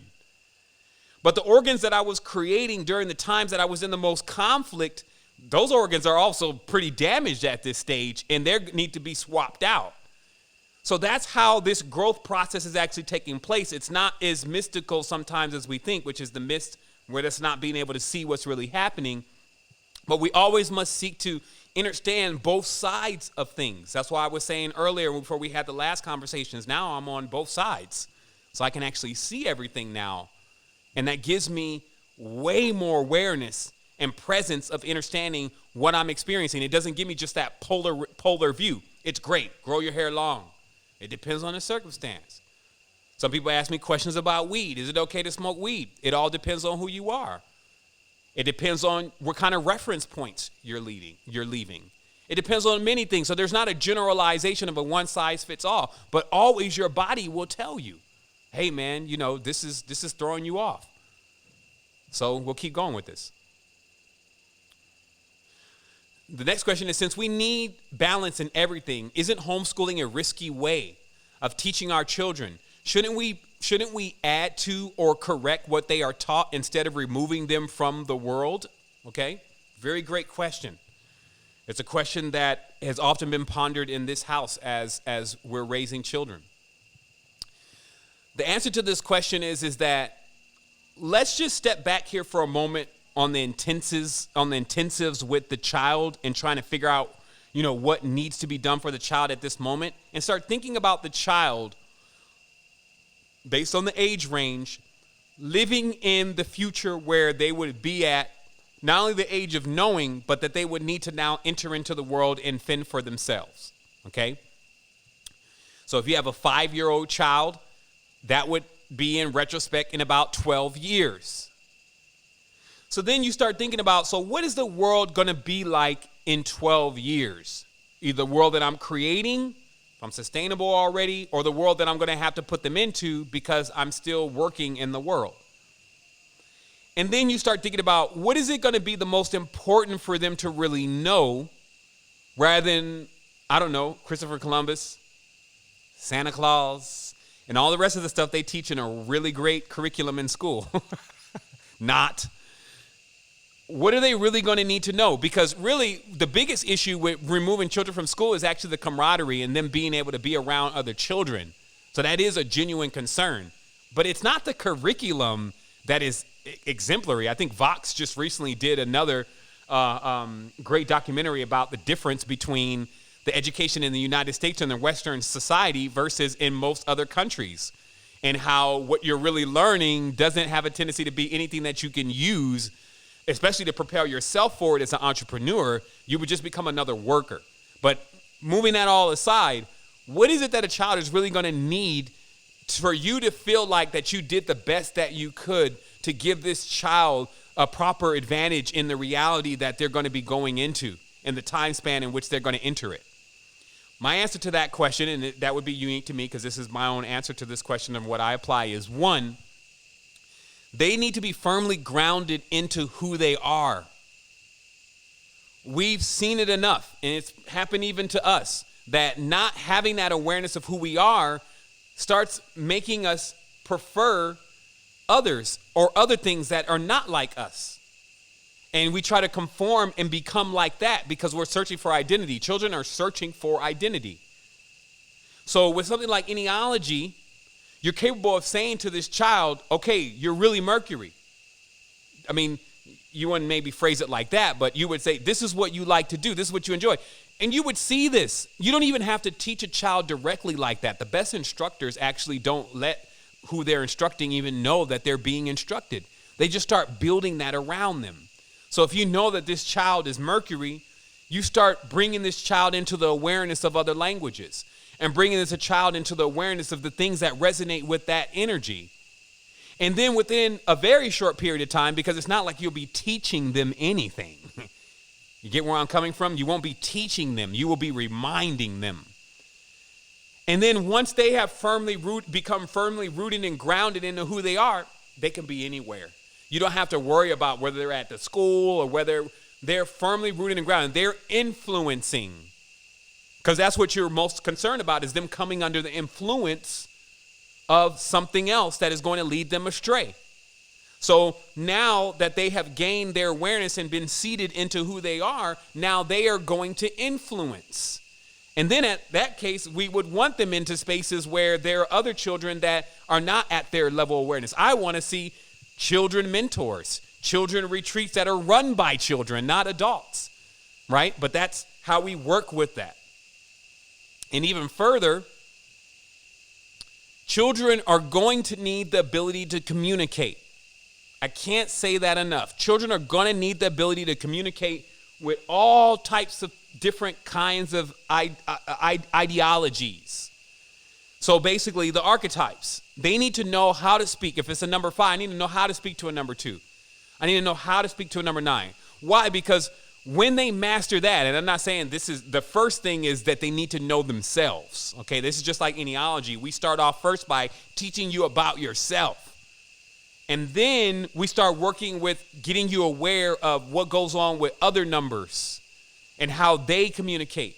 But the reason why this becomes so important is that the future is not a place where you go and study something like just STEM, and then you're getting this job because you study STEM, right? Nothing could be further from the truth. It's another tangent. You know, they're saying teach the children STEM, and the science and the technology and the engineering and what is it, science, technology, engineering, and mathematics. You teach them that, and they're going to be ready for the future. We're doing it again. We're doing it again. That is another play. They're not looking for, and by the time this child comes to age of 18, 19, they're not going to be looking for a child that just went through STEM. Technology is going to make a quantum leap where that's not even going to be a part of what is needed. Everything's going to be templated, bolt on, out of the box, as they call it. It's going to need no customization. It's already going to be ready. And when it makes its customizations, it'll do that by itself. But what it cannot do is it does not know how to harmonize and how to communicate with who's making the decisions, with who's going to be there running the show or running those things. Also, even if that's not a part of where you want to go with your child in the future, as far as working in those kind of fields, it could be just working in a community. If this child does not know how to communicate, it's just going to be conflicts, and they're not going to know where they really fit in. So when you teach the child who they are and how to communicate, they can thrive in any environment, is what I'm saying. They will excel beyond even a person who's been doing it for 20 years. They will go right in and get a job that another person just came in and was interviewed and had 20 years experience, and this other person comes in, this child that has this ability to communicate and knows themselves, and the person doing the hiring will hire them because they like them. That's it. Through that conversation, it was like so much clicking. I like this person. I like it versus that other one that's been to the professor. He's all, he's got all of his, his books and his credentials, and he's got the personality of a cardboard box. And then the interviewer comes in, and, that's generally also the person who had the communicative skills too. So they're more of a people person. And then now they're sitting in front of an inanimate object, basically, after the person has numbed themselves through the compartmentalizations of this system. Versus when a person that knows how to communicate, especially with etiology, comes in, what's happening? The person's only seeing a mirror and a reflection. This is, man, I remember when I was that age, I was just like that. This is what goes on because this is the energetic field. Remember, we're spirits. So all these spirits this spirit is being enveloped and influenced by another spirit. That's why we say, I used to say that the strongest mind wins, right? All is mind. So what I'm referring to is that when this big aura walks in the room, it can be felt. So this child walks in the room, or was a child, and then the interviewer is there. They're feeling this person. I'm feeling you. I'm going to give you a shot. I know you don't know how to do any of this because this is generally how it comes across. These kind of people, also, when you know yourself and you know how to communicate, you can really learn anything. And since most jobs are not based on if you learn the skill, but whether you have the experience, if you can learn what the skill is pretty fast, then you actually supersede someone who's already been to school for it but never worked in that position. I'm just giving you a full layout here. This is something that obviously I've thought about heavily, right? To come up with solutions. I got to apply the solutions in my life. So that's what I'm saying. So when that being gets in there, they're gonna like, you know what? I'll give you a shot. We'll go through orientation. I'm gonna put you under Jim. We'll come back in a month and reevaluate the whole thing and see if you can keep the job. And within that month, people are like trying to put him on the shoulders. If they fire him, others may quit. So that's what I'm saying. You got to start really putting this thing together in your own projection and seeing what's happening, being the fly on the wall, if you may, to the situations that are going on in order to prepare your children properly for what's going to be occurring in the future. So the next question here is, what about the young people who are more and more experiencing these frightening visits of negative, dark, demonic beings? What's the best way to change something like this from happening and to fix it? Okay, and at this stage, I will refer to children that are at before the age of knowing. Okay, so this is like 12, 13. And the reason why I'm saying that is because, when you start going at your child, because they say that, the Khalil Gibran statement is the most intrinsic to how we're raising children. And it basically says that you can do your best, like a bow and an arrow. You can do your best to shoot this arrow straight. But once you let it go, now that's it. You can't take an arrow from the air and move it around a little bit so it hits the bullseye. So you have this certain period, if you may, to do as much as you can to raise a child up in the way that it should go. And then after that, it's going to do its thing. And you can only keep giving advice and admonishments and things that you feel like are going to assist it. But at that point, it's up to them. And that kind of happens at 12, 13, somewhere in there. So we're going to say first, before that phase hits,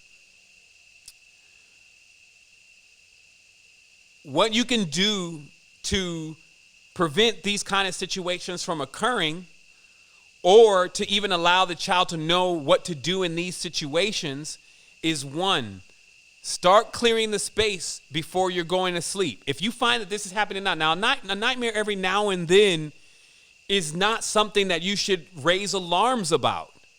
It's natural. There is a distorted side to our experience, and we have to deal with the yin and we have to deal with the yang. But if this is occurring often, especially as a child's brain is developing, some things that it thinks are one thing, it may see that as a nightmarish way. Oh my goodness, I was in a dream. There was only a bunch of cakes. And it was cakes everywhere and I couldn't breathe. And that could be a nightmare. You see what I mean? So you don't want to over-diagnose, right? And create things for the child that are not there. Also remember, the child is an extension of you in many ways. So you will find that if you have a nightmare, more than likely the child is also having a nightmare or is going to be having one in a few hours. So you can do some intervention because you are linked to this child. Okay. And then also sometimes the energies that you're bringing in, the things that you may be reading, the things that you may be doing are also going right there. It doesn't have to be communicated in English. We don't use English to communicate such things. It could be the essence. And now the child has picked up on this essence. So what do? Clear the space. You take the time to say, okay, it's about to be time for us to go to sleep. Let's sit in here and let's start clearing our palate. Now, I know that some of the parents do let their children watch TV. Not every single parent here on the line that's supposed to be holistic and conscious avoids allowing their child to watch TV. Okay? There's a lot of pretending going on with that. We try to even filter out what they're watching, but they do from time to time, even at school, get a hold of a TV. So in this case, let's say in the modern reality, you have 2 or 3 different lines of defense right away to prevent what would be clearly a shade or a form from entering into your space or into your consciousness or your child's consciousness. And that's 1, clearing the space, clearing the energy. Who's going to do that? Big time Palo Santo, big time sage, corner to corner. Meaning you go to the corners of your house. When you're saging, go to the corners. Even the closet corners. Don't miss any corners. Line by line. It even seems almost robotic. Just go down line by line and let that smoke touch up in the top corners. Because that's actually where these energies, that's why they show in the scary movie, the thing is all the way up on the wall and all of that. It's just metaphoric. Those energies, when you shut the lights on, they go into the corner because that is where the darkness is. That is the oob. So you sage corner to corner of the house or the room, right? Clearing the space. Also, if you know the child, maybe through school, maybe even something that you let them watch or has engaged in programming themselves with certain images, clear their palette. Meaning that you could do that with 1, letting them draw or paint something before bed, or watching some type of documentary that's just about nature, birds.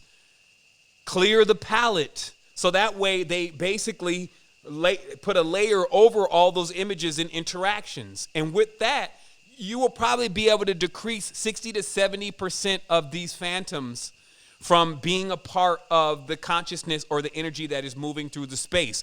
But then also remember that we're on a planet that we don't really know that much about. We're in a body that we're just now figuring out and exploring and discovering. There's a lot of other life forms and different kind of things moving through here at different times and different seasons.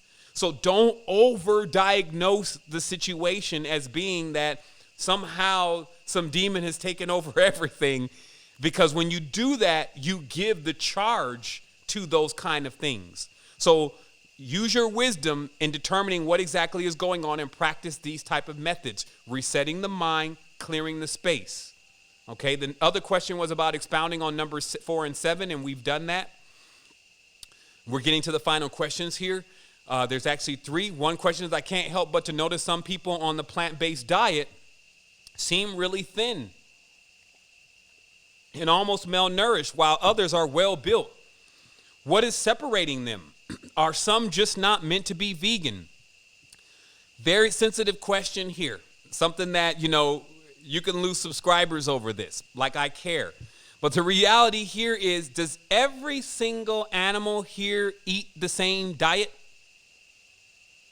Does even Earth, which is very akin to us, does it even consume the same things throughout the year? Doesn't it have like a seasonal thing going on, right? So what I propose is a seasonal diet, right? And all of that is based on your own, so many different integers. That's why you got to listen to your body. You got it could be a yin and a yang thing with your body. You could have been a vegetarian for a long period, and then your body says, okay, I don't want to do this anymore. I need to yank it out. And you got to be prepared with your body to not be stuck in some kind of program or dogma, and listen to your body and saying, okay, I guess I got to, go in because my body is saying to do this. So I'm just saying for the record, no, there is not one diet for everyone. No, it is not that all human beings are vegetarians and should be only vegetarians and all of that. I used to believe that because I was a vegetarian. So anybody who, first of all, even being a vegetarian is a challenge when you're coming off of eating meat. So of course, you're going to remove every single thing from your mind. You're going to demonize meat. This is a way of staying away from it. Like, let's imagine if you quit, smoking weed. Let's just use an example.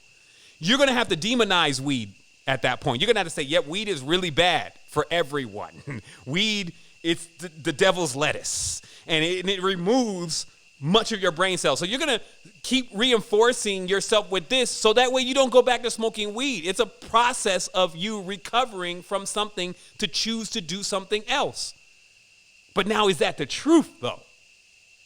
I saw somebody saying the other day, it's like, yeah, we're not supposed to be drinking milk. We weren't made to drink milk. So you're telling me if we arrive about 1,000 years ago into India and you tell them that they cannot drink milk, that's going to fly? Not to mention your problems with milk. You may be lactose intolerant, right? You may get nightmares. You may get swelling up of your bones. But is that happening to everyone? No. So we have to use common sense with this kind of stuff and realize that what's most important is for you to be healthy. And we've talked about how the vegetarians are on the wrong diet and the meat eaters are generally on the wrong diet. The vegetarians are, vegging out on oxalates, all this kale. They got a whole table full of kale. And then also these dogmas that are created. Like, newsflash, plants eat meat. Plants eat meat.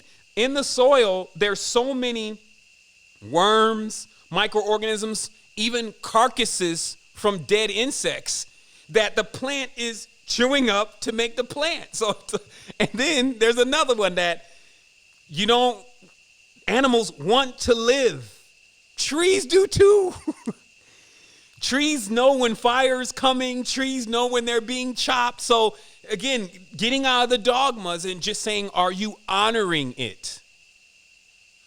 The rules here are when you consume something, the life that you're living is whether you're honoring it or, what's the term I'm looking for here? Disgracing it. Okay? So meaning that if you just cycled something's existence or life, right? Because this is all a cycle. You will be consumed too. You're being consumed right now. There are things that you're being consumed by, and you're also regenerating. This neophytes are sometimes oblivious to this.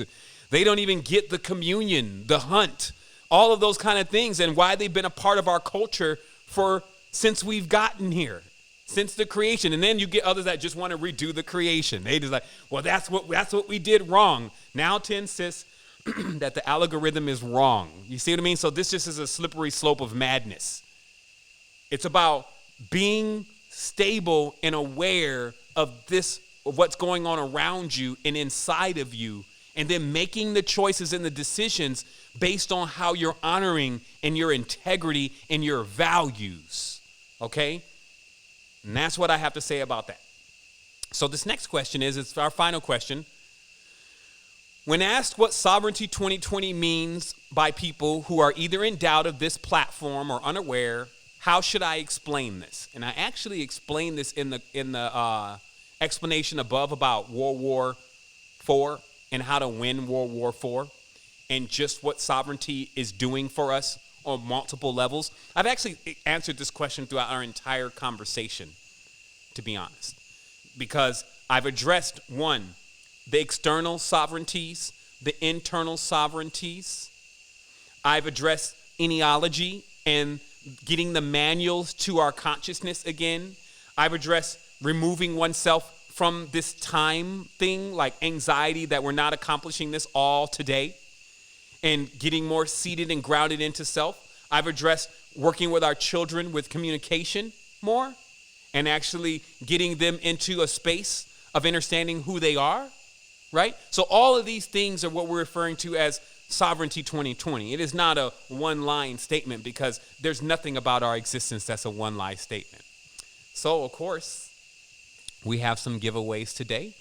I have 3 gifts that I'm going to give away. I also wanted to say thank you to everybody who's been able to join the call today. It looks like we have 970 concurrent viewers enjoying this build today, so that is amazing. You're cherished, you're loved, you're welcome here. This is the symbiotic space. You know what we do, you see what we do here? Like, not too much fighting going on in the chat. Everyone's here to assist each other. If you come up with a problem in this chat, you're gonna get 10 solutions. Like, I may be saying something over here, like somebody will ask a question, another person answer the question. That's how we roll, that's how we do this. In ambassador training, it's even more of that.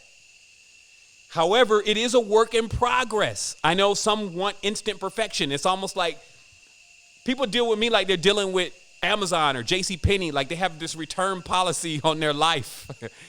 Like that, basically that we're under this obligation to be perfect for you.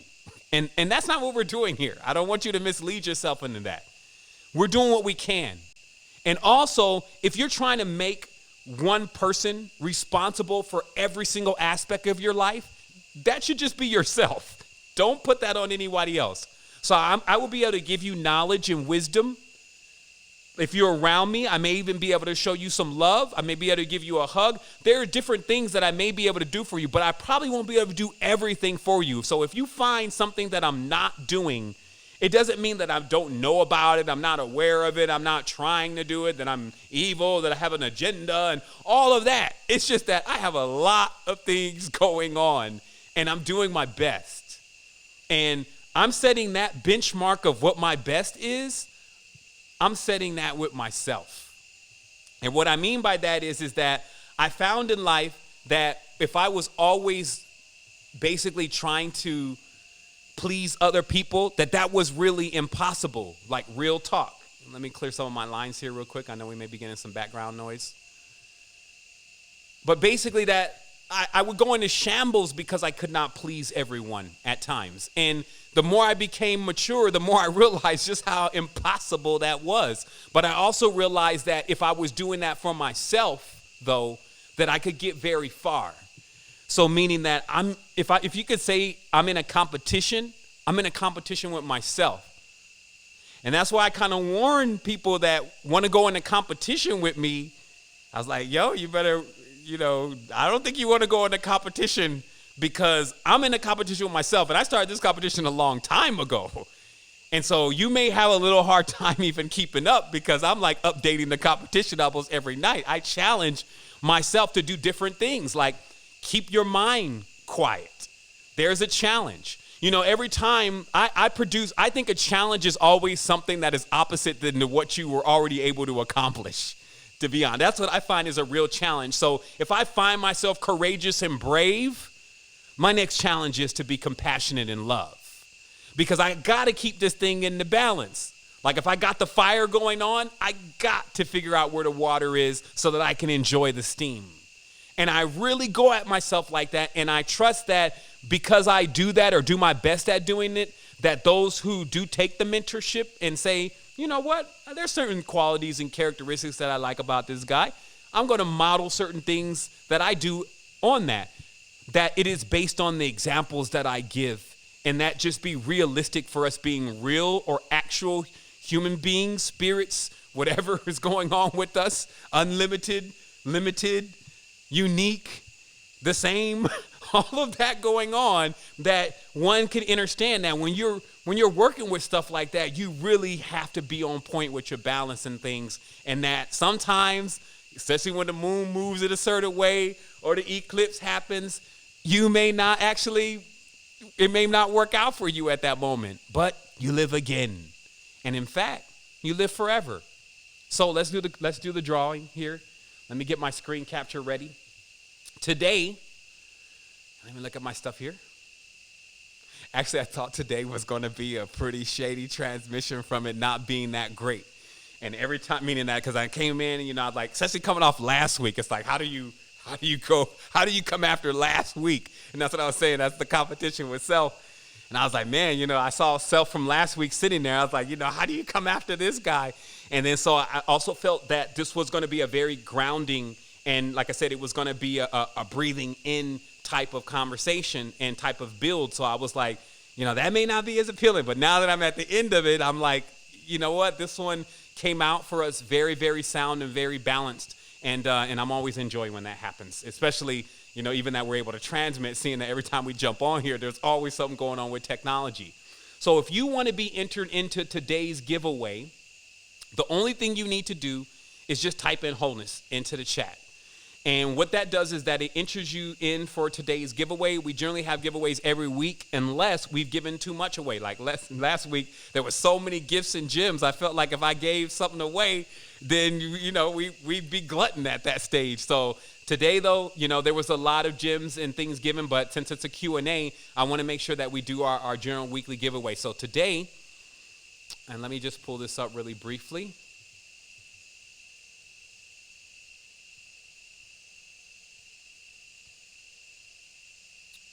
All right, let me see here. I have my gifts. All right, so today we are giving away one 15-gram bottle of She Legit. We're giving away one semester of the university of your choosing, whether it's semester 1 or semester 2, which is about 7 to 8 courses, the complete syllabus. And we are going to give away one golden intonation. And again, in order to be a part of today's giveaway, you only need to type something in the chat within the next 2 minutes. I will also say that we've all received a great gift, each other. Like in this day and age and in this time, to be able to be on accord, because, it's not that there's just crazy things going on in the world. I never really saw the world where it wasn't crazy things going on, to be honest. It's that while all that stuff is happening, we're finding our way in it, and we're finding a foundation, and we're also growing. I think you grow anyway through all your experiences, but we're growing up. We're actually allowing ourselves to come out of the dust in the depths, and then we're springing forth. And I trust that as we emulate our parents and our ancestors, we'll be like trees. And not only will we produce fruit, but birds will be able to nest in us. Snakes will be able to dig their holes down there and keep the soil. The worms will be able to move about the soil. New nutrients will grow. So all of that will continue, and the fruit will fall from the tree, and they will produce yet more. And we'll see ourselves as what we truly are, which is abundant beings. So we're very abundant. So wow, looks like we have a lot of entries today. And so I'm going to go ahead and do the screen share here. Give me a quick moment. Close down some of these windows. Also, I do want to let everybody know that, if you were listening to this conversation today, maybe it's your first time in. Maybe you're still a little bit on the fence about the whole thing. If you want to learn a little bit more about yourself and dig in deeper to what we're talking about today, if this flew over your head and some of the stuff that I said, it resonated, but it didn't make clear sense, you may want to consider joining Ambassador Training. Also, there's specialist training, but Ambassador Training, we have the 24/7 live chat going on with the tribe, always on the build. We obviously have things that we're constantly incorporating to assist with sovereignty. We do revenue shares with all the products that we're providing on the site. We have another major product that's coming that's going to assist all of us in boosting up not only our awareness of how we can get our body's energetic potential higher with this element, but also that we can begin to stabilize ourselves financially because there will be a higher commission. But I won't say anything about it until it actually delivers, which is always my way of doing things. But as of now, there are many things that are inside of Ambassador Training that you will enjoy. There's also recordings that you've never heard. I know that the YouTube channel is full of knowledge, and I can't take anything away from it. But also inside of Ambassador Training, there are exclusive courses for things such as Eneology, the Meditation, Regeneration Roundtable, Sovereignty Mentorship, Creating a Projector, and all of those amazing things that we've done over the years that we've discovered through this esoteric knowledge. So without further ado, oh man, my screen capture is gone. So let me just put my screen capture up. Video, screen capture, new screen capture. Bam. Okay. And then let me get this thing into the size of this screen. Scale to fit. All right, fam, just give me one quick second here. Okay, there it is. Bam, there it happened. Okay, so let me push it. I know that changed up my screen. There we go. Okay, so what you're looking at over here, and I'll blow this up, is you're looking at all those who have entered into today's drawing. And we're going to start off with the 15-gram bottle of She Legit. She Legit contains over 85 plus minerals. You know, the body is really akin to being like a battery. You know, I guess I can explain some of this stuff before we give it away.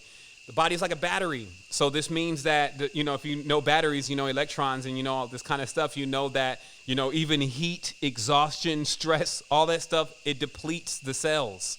So the body needs something to regenerate those cells, and it needs minerals. If you notice, even plants need minerals. Everything needs minerals.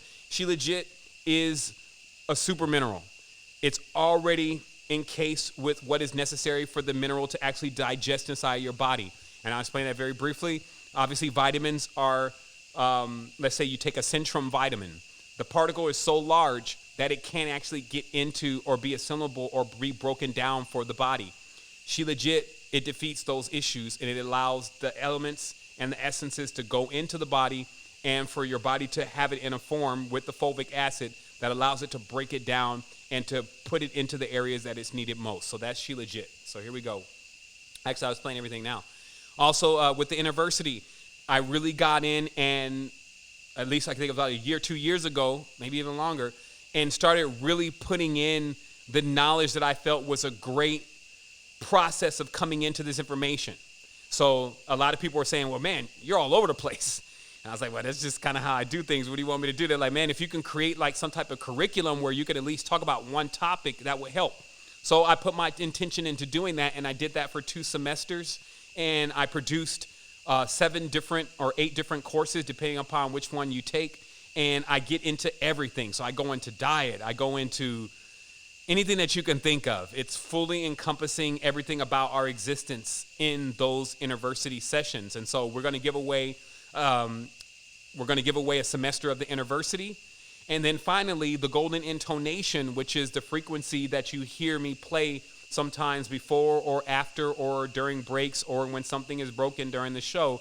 And if you notice, it puts you into this kind of like you're about to see the myriad before you.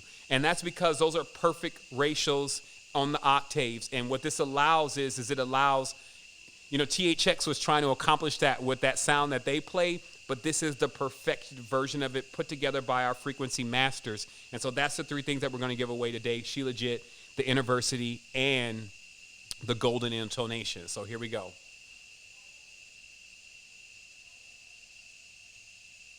All right, I'm going to shut this window down, and I'm going to blow this up. All right, so for our first gift today, which is She Legit 15G. Where's my button at? Roll it.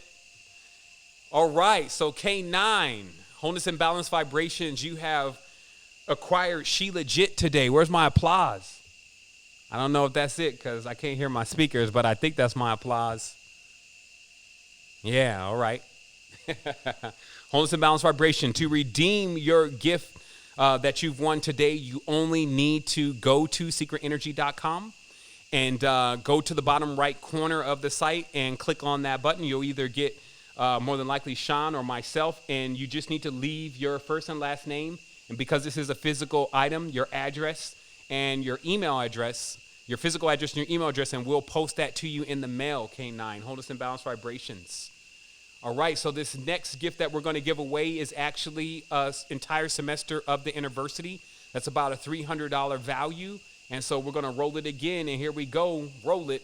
And that goes to our brother Jason Lynch, Wholeness and Balance Vibrations.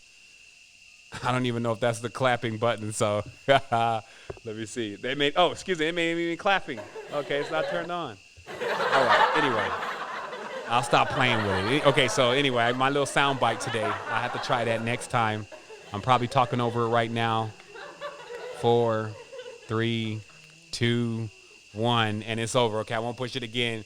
Thank you so much for joining and connecting with us today. And you got the luck with you today. So you can redeem your semester of the university by simply jumping into the chat down at the bottom right-hand corner of Secret Energy, and just let us know your email address and your name, and we'll get you enrolled. All right, so this final gift is for a golden intonation to keep the meditation going and to clear the space especially. And here we go. Bada bing, bada boom. I am Stardust, wholeness and balanced vibration. You have won the golden intonation for today. Again, thank you so much, everyone, for tuning in. All you also, of course, all you need to do is contact us on the base of the website, and we'll be able to get with you. Give me just a quick second. Let me get my screens back under control over here. And here we are. So that's what we have for today. Secret Energy, episode 10. I don't think it disappointed. This is all the time that we've put together in order to be able to connect and to begin to know more about ourselves. Have a great day. Love somebody, cherish some things, get out there, dive into nature, see what this existence has for you. And if you felt depressed, just think about how you even get a chance to be depressed. Start really, finding different ways within yourself to be comfortable with who you truly are. We love you. We wouldn't do this if we didn't. And we've created a space where we all can connect and we can all share. So thank you so much. See you soon.